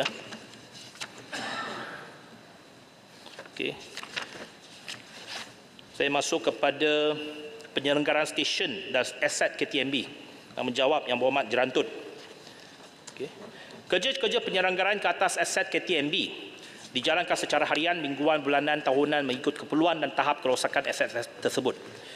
Selaras dengan penyediaan perkhidmatan train DMU dan bagi sektor jalan-jalan kereta api Pantai Timur oleh kerajaan, kerja-kerja pembinaan platform bagi perkhidmatan ini sepanjang 100 meter sedang dalam fasa reka bentuk untuk dimutamatkan oleh Pembadanan Aset Kereta Api bersama agensi pelaksana iaitu JKR termasuk bagi stesen kereta api Kura-Kurau. Jangkaan pelaksanaan fasa pembinaan ini adalah pada suku ketiga 2024 mengambil kira isu-isu teknikal yang perlu diselesaikan terlebih dahulu. Dengan pembinaan platform tersebut, ia dapat memberi kemudahan kepada penumpang untuk naik dan turun memandangkan keadaan platform sedia ada tidak kondusif bagi golongan rentan. Untuk makluman Yang Berhormat, jejantas pejalan kaki dan motosikal yang disediakan di kawasan stesen kereta api adalah bagi kegunaan penumpang yang menggunakan perkhidmatan tersebut. Selain itu, cadangan bagi laluan jejantas pejalan kaki untuk kegunaan awam perlu dipanjangkan kepada pihak berkuasa tempatan. Bagi permohonan lintasan rata awam pula, ia memerlukan penyediaan jalan rasmi yang menghubungkan kawasan-kawasan terlibat dan mendapat kelulusan daripada agensi pengangkutan awam darat. Seterusnya, berkaitan dengan cadangan pemindahan ibu pejabat KTMB ke lokasi baru. Ini yang dibangkitkan oleh Yang Berhormat Jerantut. Ya, saya nak jawab Jerantut pada hari ini. Yang pertamanya, belum ada lagi proses pemindahan, Yang Berhormat. Adalah satu cadangan dan tawaran daripada pihak RAC. RAC itu Railway Asset Corporation, Pembadanan Aset Kereta Api. Mengapa ada tawaran itu? Sebab RAC ada satu bangunan baru di Jalan Tun Sambatan, di Brickfields. Okay. Menara RAC itu dibina atas usaha sama dengan pihak YTL. Okay. Ini projek yang dah lama dah. Sebelum saya pun menjadi Menteri Pengangkutan tahun 2018. Tetapi dimulakan semasa saya menjadi Menteri pada tahun 2018, di mana sebahagian tanah itu diambil oleh YTL untuk kemajuan dan secara returnnya, pulangannya kepada kerajaan ialah membina satu bangunan baru yang dinamakan sebagai Menara IEC yang sudah siap dibina di Brickfields. Saya jemput Yang Berhormat boleh datang sekali, kita pergi lawat. Okay. Apa yang kita RAC buat ialah RAC menawarkan bangunan itu kepada KTMB untuk dipindahkan ibu pejabat KTMB itu yang sekarang berada di bangunan warisan kita opposite dengan stesen Kuala Lumpur. Apabila bangunan lama, kita tahu macam-macam masalah penyelenggaraan dan sebagainya. Itu sebabnya RAC menawarkan kepada KTMB untuk pindah ke bangunan baru tanpa sewa, free of charge. Jadi tidak ada soal RAC ataupun Kementerian Pengangkutan memaksa KTMB mengosongkan bangunan itu. Itu tawaran. Tetapi tawaran itu sama ada diterima atau tidak belum diputuskan lagi. Kalau KTMB rasa itu tak nak terima, terpulanglah kepada lembaga pengarah KTMB. Dan Kementerian Pengangkutan tak akan memaksa KTMB nak pindah. Sebab kalau KTMB tak mengambil tawaran daripada RAC, RAC boleh menyewakan bangunan itu kepada pihak swasta dan menjana pulangan sewa. Jadi tidak timbul soal bahawa Kementerian Pengangkutan ataupun melalui RAC memaksa KTMB kosongkan tanah itu. Saya tahu ada macam-macam tuduhan bukan daripada Yang Berhormat. Saya hargai apa yang dikatakan oleh Yang Berhormat sebab Yang Berhormat cakap dengan profesional. Tak ada andaian, tak ada dakwaan bukan-bukan. Ada dakwaan kononnya kita nak kosongkan bangunan itu bagi kepada YTL. That's rubbish. Tak pernah ada sebarang cadangan bahawa bangunan itu kalau dikosongkan nak diserahkan kepada mana-mana syarikat swasta. Itu bangunan warisan, bangunan sejarah negara. Sudah tentu kepunyaan kerajaan melalui RAC. Bangunan yang diduduki oleh KTMB sekarang itu juga milik RAC, Pembadanan Aset Kereta Api. Kerana semua aset dan harta di bawah KTMB itu diletak di bawah Pembadanan Aset Kereta Api. Sekiranya bangunan itu dikosongkan, maka sudah tentu ada projek-projek pemeliharaan melibatkan dengan khazanah. Sebab khazanah sekarang ada satu projek untuk menghidupkan semula dan memelihara kawasan bangunan Sultan Abdul Samad, Masjid Negara dan sebagainya untuk pastikan kawasan itu kita pelihara dengan baik sebagai warisan negara. Jadi tidak ada isu dan tidak ada sebarang kemungkinan bahawa kita nak menggadaikan bangunan warisan kita. Jadi Yang Berhormat, jangan bimbang. Dan saya harap Yang Berhormat berbetulkan. Ada blogger-blogger kat luar cakap bukan-bukan. Kononnya kita nak serahkan kepada syarikat swasta. Tidak. Langsung tak ada niat itu. Jadi untuk KTMB, terpulanglah. KTMB boleh buat keputusan nak pindah atau tidak pindah. Itu tawaran. Kalau tak nak pindah, kekal kat sana, IEC boleh gunakan bangunan yang baru itu untuk menjana sewa. Jadi bangunan itu baru siap. Dia dah siap setahun lebih, belum lagi diduduki. Kalau Yang Berhormat berminat, saya boleh bawa. Sebab saya pun belum melawat bangunan itu. Boleh sama-sama melawat bangunan itu. Okey, Yang Berhormat. Seterusnya, penjimatan subsidi kerajaan untuk pelaburan kepada pengangkutan awam. Kementerian Pengangkutan menyambut baik cadangan Yang Berhormat keluar berhubung penjimatan daripada pelaksanaan subsidi bersasar seharusnya dilabur semula untuk menambahbaikan pengangkutan awam di seluruh negara, bukan saja di Lembah Kelang. Kementerian Pengangkutan yakin bahawa subsidi yang dapat dijimatkan kelak akan dilaburkan untuk kemudahan dan keselesaan rakyat jua.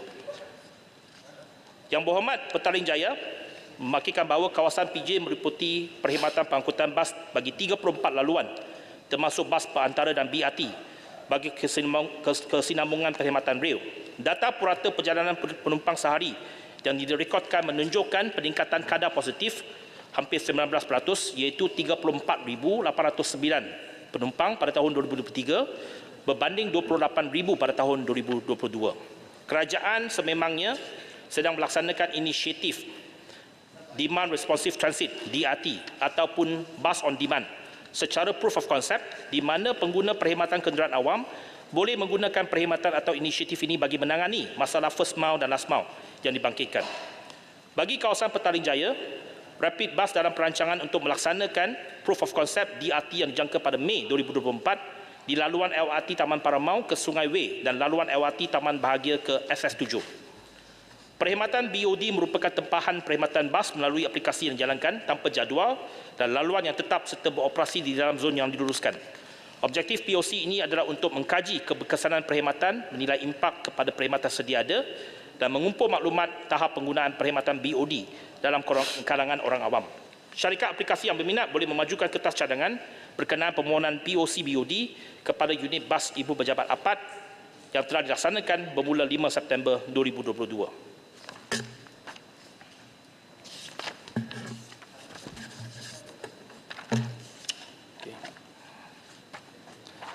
Saya juga nak menyentuh berkenaan dengan isu lori melebihi had muatan. Betul-betul isu lori melebihi had muatan yang dibenarkan telah menjadi salah satu penyebab kepada kerosakan jalan raya. Untuk maklumat Yang Berhormat Rompin, salah satu tindakan utama yang dilaksanakan bagi menangani isu ini adalah dengan menggiatkan aktiviti-aktiviti penguasaan oleh pihak JBJ melibatkan peraturan had muatan kenderaan dan had laju bagi kenderaan berat.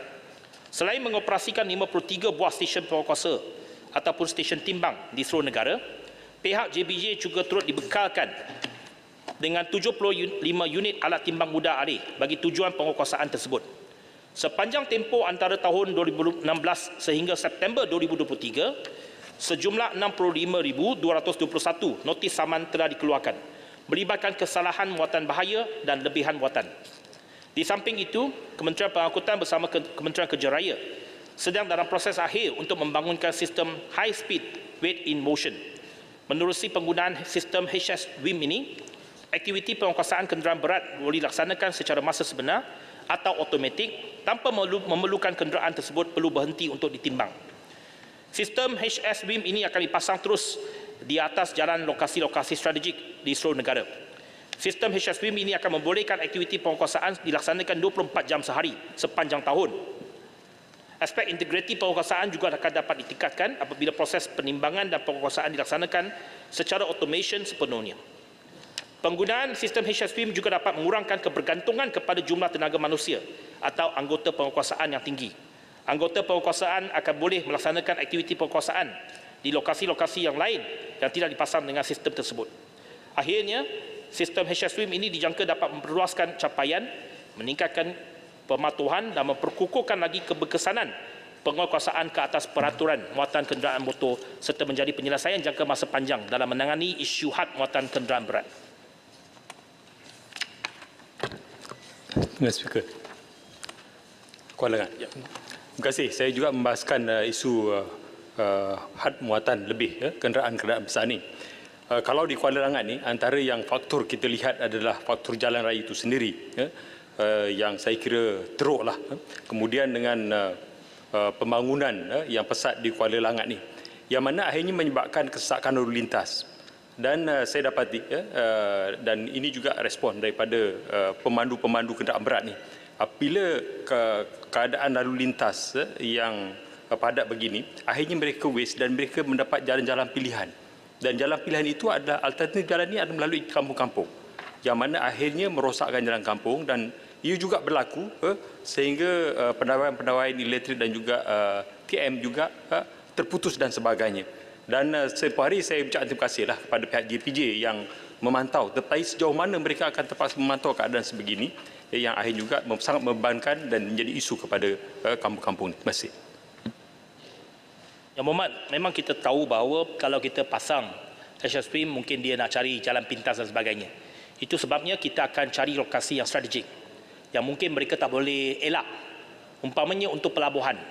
Yang paling strategik ialah kita letak di pintu luar pelabuhan. Dia mesti keluar masuk ke pelabuhan.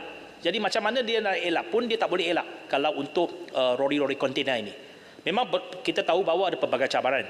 Walaupun ada teknologi baru, tetapi untuk kita nak pasang di kawasan-kawasan yang strategik ini, mungkin mereka cari jalan pintas dan akhirnya mungkin jalan-jalan kampung akan dipilih. Dan kalau itu berlaku, mudaratnya kepada orang kampung sebab mereka akan melalui kawasan kampung dan sebagainya. Namun begitu memang kita akan kena pasti lokasi yang betul-betul strategik supaya mereka tak boleh elak dan itu dapat dikuatkuasakan dengan lebih efektif. Itu yang akan kita laksanakan. Puan Ketua, akhirnya saya nak jawab sedikit Yang Berhormat Kota Belud yang telah membangkitkan isu potensi Pelabuhan Kudat. Yang Berhormat Menteri, Kuala Kedah ada tu? Kuala Kedah, isu apa? Status pembinaan jeti. Saya dah bangkitkanlah dalam bahasan. Ya, dalam teks ucapan ini tak ada status berkenaan Kuala Kedah jeti. Tetapi saya boleh jawab, memang itu telah pun ditender dan kita telah lantik kontraktor untuk melaksanakan projek jeti Kuala Kedah itu. Kemudian yang keduanya, saya dah bangkitkan tentang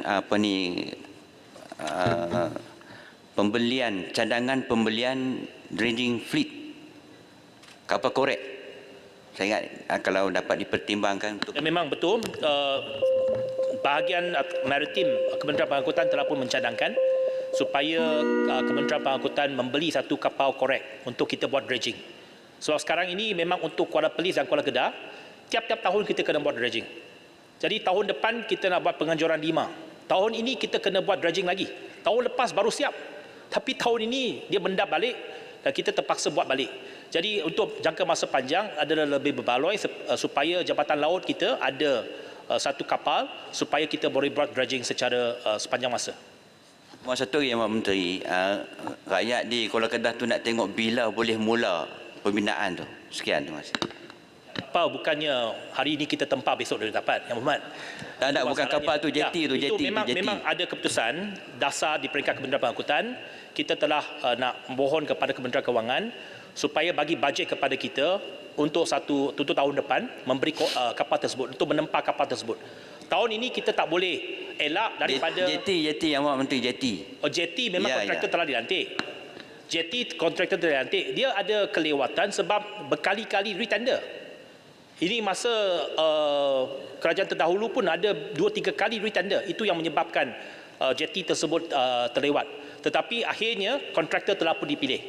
Dan saya yakin kerja-kerja fizikal akan mula secepat mungkin. Okey, terima kasih. Puan Ketua, saya dah habis. Cuma Kota Belud saya nak nyatakan bahawa untuk Pelabuhan Kudat ini di bawah bidang kuasa kerajaan negeri. Namun begitu, Kementerian Pengangkutan sudah tentu akan memberikan sokongan teknikal kepada kerajaan negeri Sabah sekiranya ada apa-apa perancangan untuk menaik taraf lapangan pelabuhan di Kudat. Sebab semua pelabuhan di peringkat negeri di Sabah adalah di bawah kelolaan kerajaan negeri. Kalau mereka ada apa-apa cadangan untuk membangunkan melalui PFI, kita alu-alukan dan Kementerian Pengangkutan bersedia untuk memberikan nasihat tadika. Itu sahaja jawapan daripada saya. Saya ucapkan terima kasih kepada semua ahli-ahli Yang Berhormat yang telah pun membahaskan isu-isu berkenaan dengan Kementerian Berangkutan. Terima kasih. Terima kasih Yang Berhormat Menteri. Saya jemput Yang Berhormat Menteri Pertanian dan Keterjaminan Makanan untuk menjawab.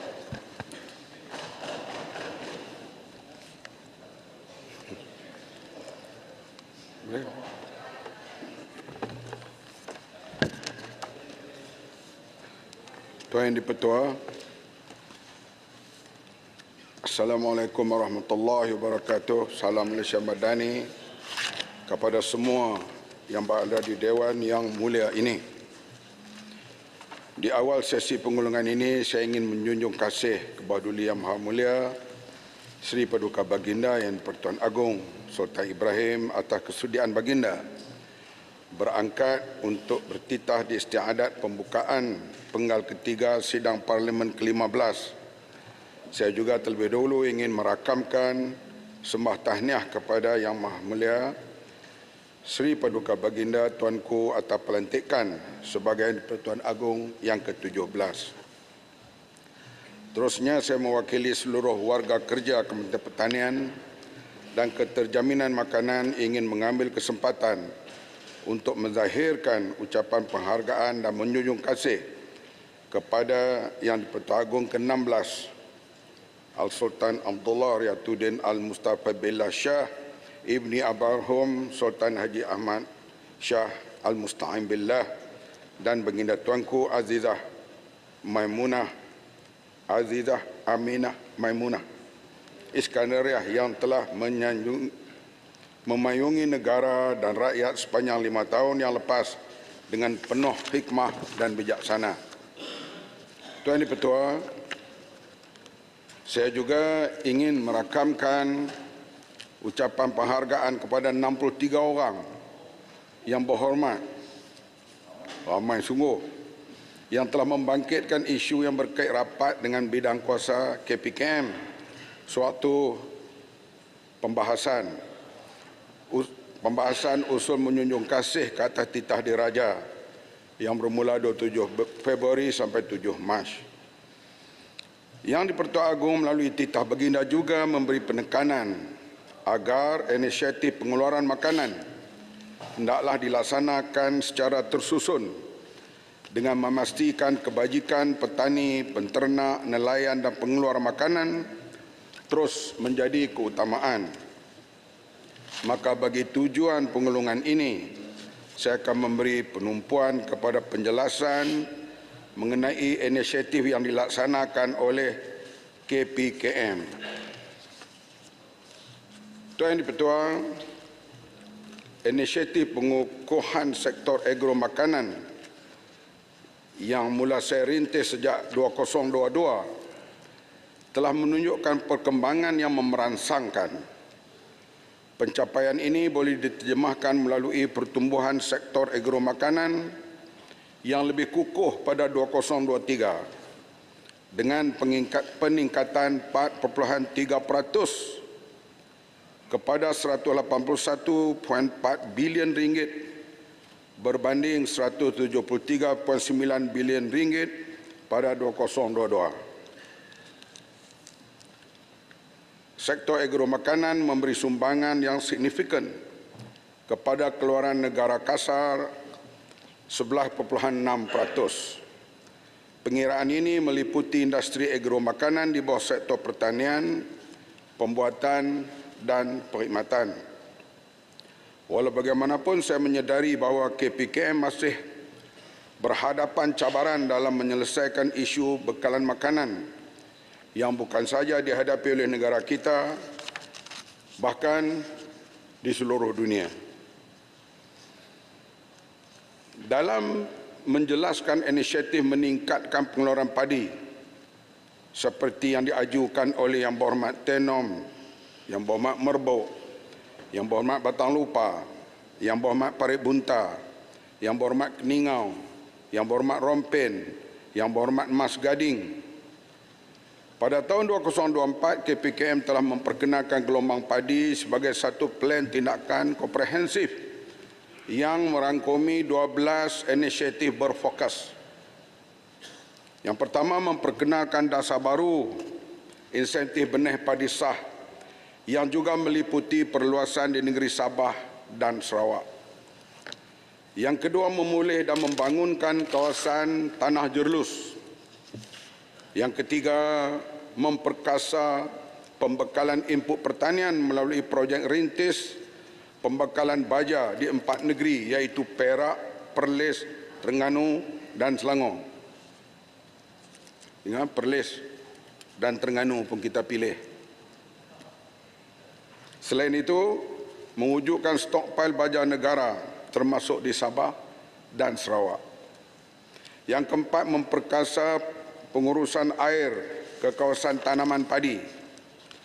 Yang kelima, memperluas pelaksanaan program Smart Sawah Berskala Besar yang dipanggil Alas Kincan di kawasan jelapang padi di Pahang, Kelantan, Johor, Kedah, Negeri Sembilan, Sabah dan Sarawak. Kerjasama KPKM dan Kerajaan Negeri Sarawak dalam membuka kawasan baru seluas 25,000 hektar dan rundingan di peringkat kumpulan kerja masih berterusan. Selain itu, KPKM juga akan membuka kawasan baru 25,000 hektar di negeri Sabah. Dalam rundingan saya dengan Premier Sarawak, pandangan-pandangan, saranan-saranan yang diberikan oleh Premier Sarawak amat menggalakkan, iaitu Sarawak sendiri berazam menjelang 2030 mereka insya-Allah akan mampu mengekspor beras.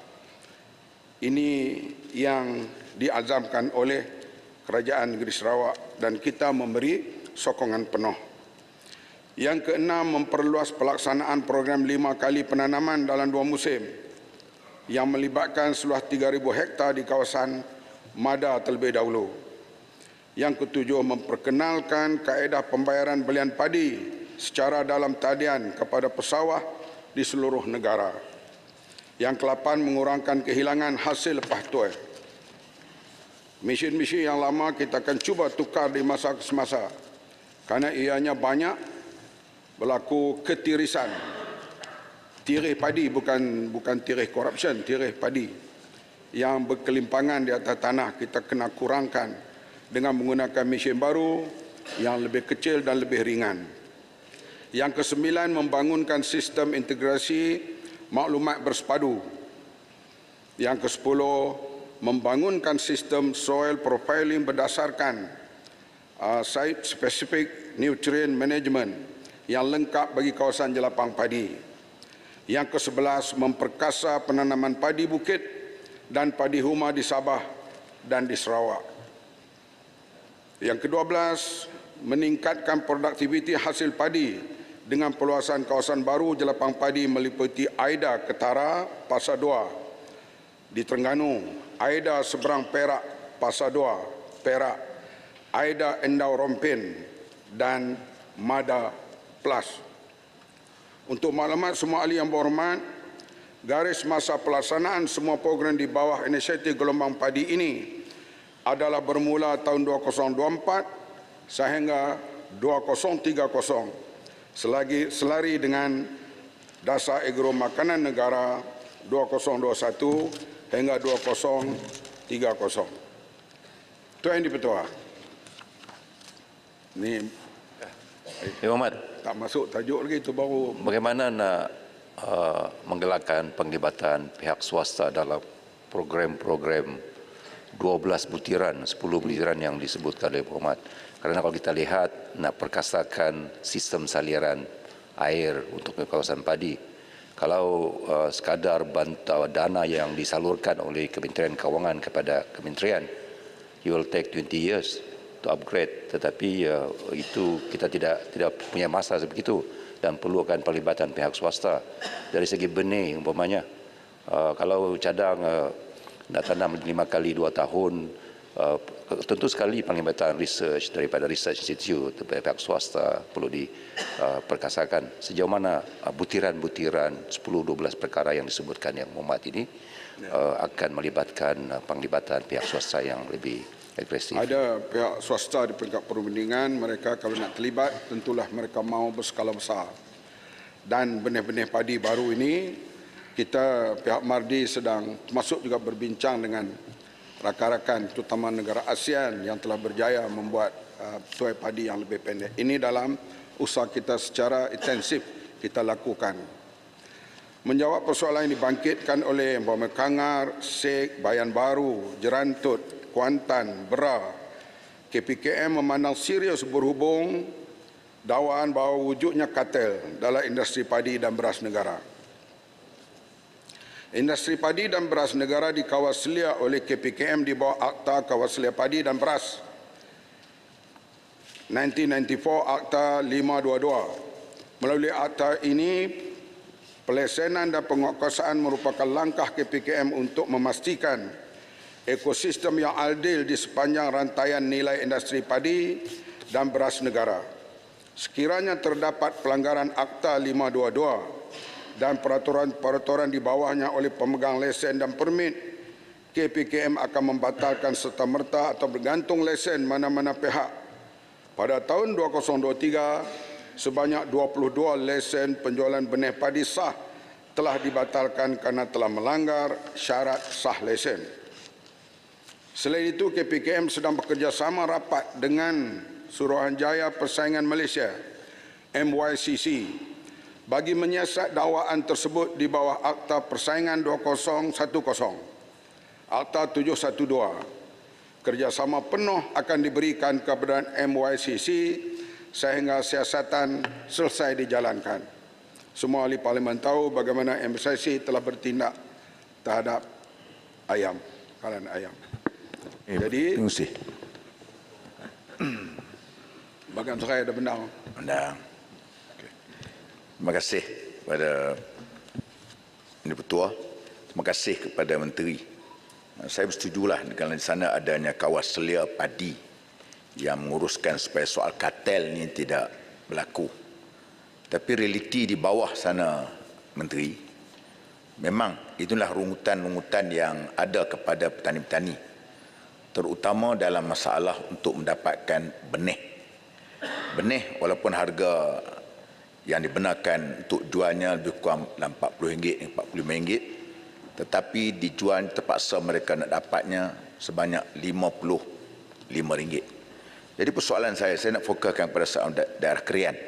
Yang tadi baru saya bercakap dengan salah seorang daripada PPK sana. Dia maklumkan juga di sana mereka tidak mendapat untuk kuota untuk menjualkan benih di daerah Krian. Terpaksa ialah mereka dapat daripada toke-toke luar di situ. Maka situlah kita tengok berlakunya eksploitasi yang begitu dahsyat. Yang keduanya ialah soal berkenaan dengan kualiti yang benih yang dijualkan kepada petani-petani pada hari ini. Saya harapkan juga kepada menteri dan juga pegawai-pegawai di belakang mungkin boleh lihat kerana realiti bawah berlaku memang kualiti benih yang ada kepada petani dapat hari ini memang amat mendukacitakan, sehingga kan mereka mengenai masalah ketika untuk mendapatkan hasil yang untuk target yang sepatutnya mereka dapat. Terima kasih kepada Menteri. Perhatian Bukit Gantang, itulah juga perhatian. Terima kasih atas. Tak Bukit Gantang. Bukit Gantang hak istimewa. Yang Muhammad Ketua Raja. Terima kasih atas perhatian Bagan Serai. Boleh saya tanya, minta penjelasan. Perhatian ini saya amat. Terima kasih, itu juga perhatian para pegawai kita dan kita akan buat satu perkara yang besar-besaran dalam hal benih padi ini dan semuanya sekali dalam masa yang tidak berapa lama insya-Allah. Ya. Okey, saya hanya minta penjelasan. Sebentar tadi yang berhormat Menteri bercakap tentang Jelapang Padi Sabah. Adakah istilah ini diterima sebagai setaraf dengan Jelapang Padi Semenanjung dan dengan penerimaan istilah itu Jelapang Padi Sabah yang tiada sekarang diadakan, akan menerima bantuan yang setaraf. Terima kasih. Pak Buntam, silakan terus. Isu yang berkaitan dengan padi. Pak Bunta. Terima kasih Muhammad Menteri. Tadi yang Muhammad sebut Pak Bunta bersama dengan lain-lain. Tapi tidak memberi jawapan yang spesifik terhadap isu yang saya bangkitkan. Ada 3 perkara. Pertama berkaitan dengan tanah jerlus. Para petani pesawat padi menanggung kerugian musim ini lebih kurang 6,8 juta berbanding musim lepas hanya 2 juta lebih. Jadi apa tindakan yang sepatutnya kerajaan bagi membantu nasib petani yang mengalami kerugian? Dalam jawapan bertulis dulu sesi yang lepas, YB Menteri jawab boleh mohon bantuan bencana. Jadi saya maklumkan pada para pesawah, mereka pun mohon ke Jabatan Pertanian dan permohonan diangkat ke negeri, negeri angkat ke pusat tapi tak lulus. Sebab jerlus bukan masalah bencana. Tapi jawapan yang Muhammad Menteri dalam jawapan bertulis kata boleh mohon. Jadi rakyat pun kecewa sebab tak lulus. Yang kedua, saya bangkitkan tanah yang direhatkan. YB Menteri jawab dalam soalan bertulis, tanah perlu direhatkan semusim ataupun 2 musim untuk tujuan diselenggarakan sistem peparitan dan perataan tanah.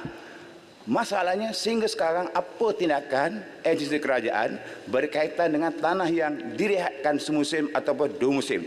Kami sudah berdialog dengan para pesawah, dia tak ada masalah kalau direhatkan. Tapi dengan syarat bagilah pampasan yang sewajarnya.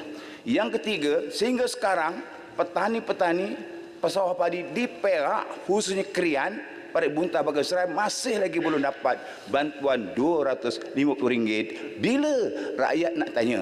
Nanti saya balik, saya akan tanya lagi. RM250 bukan banyak pun, bukan RM2,000 pun, RM250. Bila nak dapat YB? Jawab dengan jelas, pantas dan tepat. Tanya elok-elok lah, jangan marah. Bukan marah, geram je. Tu yang lekas tua tu. InsyaAllah, galapan padi di Sabah, kita akan bincang dengan Kementerian Keuangan supaya ada peruntukan yang sesuai, terutamanya hal saliran pada masa yang akan datang. Dan Menteri Pertanian Sabah, kita sudah berbincang selalu dan kita sama-sama berusaha untuk mendapat peruntukan yang setimpal supaya jelapan padi Sabah dapat dilaksanakan dengan secepat yang mungkin. Tanah jerlus saya dah sebut tadi, kali ini ada peruntukannya. Cuba memohon, sekali lagi saya akan ingatkan para pegawai supaya dapat mencari jalan membantu mereka yang terlibat dalam hal tanah jerlus ini. Soal pampasan itu saya akan melihat, kalau tanah itu direhatkan, wang pampasan dan sebagainya, kita akan bincang dan kita akan cuba memberi kelulusan di situ. Dan bantuan RM200 itu telah berlalu dan ia perlu dilaksanakan. Saya akan ingatkan supaya dia dipercepatkan, supaya ia telah berlalu masuk tahun ini dah. Sepatutnya dah dapat kesemuanya mereka yang terlibat dalam membuat sawah ini. Susulan keputusan mesyuarat khas Majlis Tindakan Sara Hidup Negara (NAKOL) tahun 2024 pada 23 Februari 2024, PKPM sedang melaksanakan kajian dan perbincangan lanjut berhubung industri padi dan beras secara menyeluruh, termasuk cadangan mewujudkan satu harga dan satu grade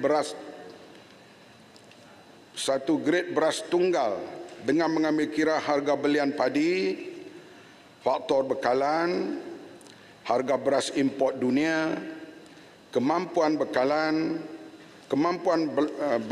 bekalan beras tempatan dan kesan kepada pengguna. 5 kementerian terlibat secara aktif termasuk Kementerian Ekonomi, Kementerian KPDNK, Kementerian Desa Luar Bandar, Kementerian Keuangan di antara yang terlibat, dan kita akan membuat satu anjakan pada masa yang terdekat boleh dikatakan satu reformasi baru dalam hal padi dan beras negara ini. Dan kita juga akan berbincang termasuk dengan rakan-rakan daripada pembangkang supaya memberi input. Rakan-rakan daripada pembangkang untuk memberi input, sebab kita laksanakan nanti, kita harap dapat sokongan semua pihak. Bila masalah negara, kita ambil tanggungjawab bersama. Ini yang kita cuba mencari jalan, dan kita telah membuka libat urus ini sudah berkali-kali dengan pihak petani, dengan pihak pengilang, dengan pihak peruncit dan sebagainya, supaya kita bila kita laksanakan nanti ia dapat memenuhi sekurang-kurangnya kepuasan pihak majoriti rakyat, bukan majoriti kepuasan mana-mana parti. Ini yang kita nak tuju. Sila. Boleh, Yang Berhormat Menteri. Terima kasih di atas penjelasan berkaitan dengan beras tadi. Dan cuma isu beras ini sebenarnya kalau kita lihat apa yang berlaku ni bermula pada 1 September apabila harga beras import dinaikkan. Jadi September, Oktober, November, Disember, Januari, Februari, Mac, bulan 7 bulan berlalu tanpa penyelesaian.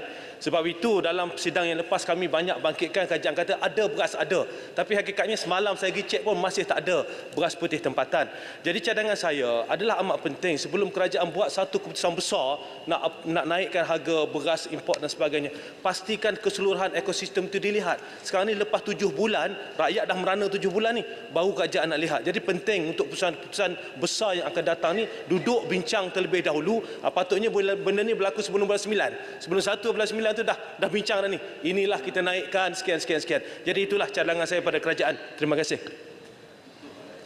Bukan lambat, cermat dan berhati-hati.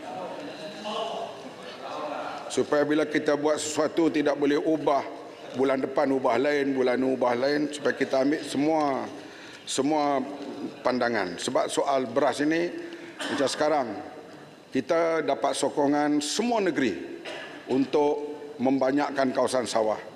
Tak kira negeri mana, semua menyokong. Itu tanda semua mengambil perhatian hal kecukupan beras ini. Saya suka menegaskan juga bahawa belum ada ketetapan yang dibuat ke atas nama beras itu. Itu kita akan bincanglah. Nak bubuh nama apa pun tak apa. Asalkan ianya kita kena ingat pesawah ada 300-400 ribu. Kita kena ingat rakyat yang menggunakan. Kita kena ingat pengilang, jangan sampai dia rugi. Kita kena ingat peruncit. Jadi semuanya itu kita kena buka perbincangan dan kita buat ketetapan nanti. Barangkali yang terakhir kita buat dulu hal beras 2008, kali ini 2024. Dan dasar ini adakah G2 tak berubah? Mungkin masa akan datang mungkin berubah mengikut keperluan pada waktu itu. Yang Menteri, bila Menteri Pertanian, kerajaan bercakap tentang kos sara hidup, Kementerian Pertanian dilihat sebagai kementerian yang kedua. Maknanya bila cakap tentang kos sara hidup, harga mesti rendah. Saya pernah duduk sana, kita yang duduk di kementerian ini merupakan custodian of farmers. Itu merupakan pembela kepada petani, pesawah, pengeluar hasil pertanian. Dia kalau nak kurangkan harga, dia tidak boleh memberi kesan kepada mereka ini. Seperti yang saya katakan bahawa mereka ini juga berhadapan dengan peningkatan kos pengurusan. Baja, racun, benih dan sebagainya semua meningkat. So yang Mohd Menteri kena pertahankan ini. Bukan Menteri Kos Sara Hidup take the lead dalam mengurus kos sara hidup. So kalau nak buat beras satu label beras dan diselaraskan dengan beras import daripada luar, dia walaupun kita nak harga murah tetapi kepentingan petani itu harus dijaga oleh kementerian. Kerana kalau tidak kita akan berhadapan dengan kekurangan dan kita akan bergantung kepada import. Kalau kita bergantung import, kita akan berhadapan dengan fluctuation yang lebih tinggi. It is good buka tanah lebih banyak, tanam benih padi yang boleh 3 kali 4 kali setahun. Tapi dasar mesti sesuai yang Mohd Menteri. Kita tidak boleh ada dasar kalau nak menggalakkan penglibatan pihak swasta, tetapi harga beras RM2.60 1 kilo. Tak ada orang nak masuk, pelabur tak akan masuk. They have the option of planting oil palm, planting rubber, koko dan sebagainya daripada tanam padi. Jadi saya setuju keluasan tanah kita mesti diperbesarkan. Sarawak offer 150,000. Sesi yang lalu Kementerian Luar Bandar ini kata nak develop 100,000 hektar tanah, tapi belum nampak. Yang itu kena dipercepat.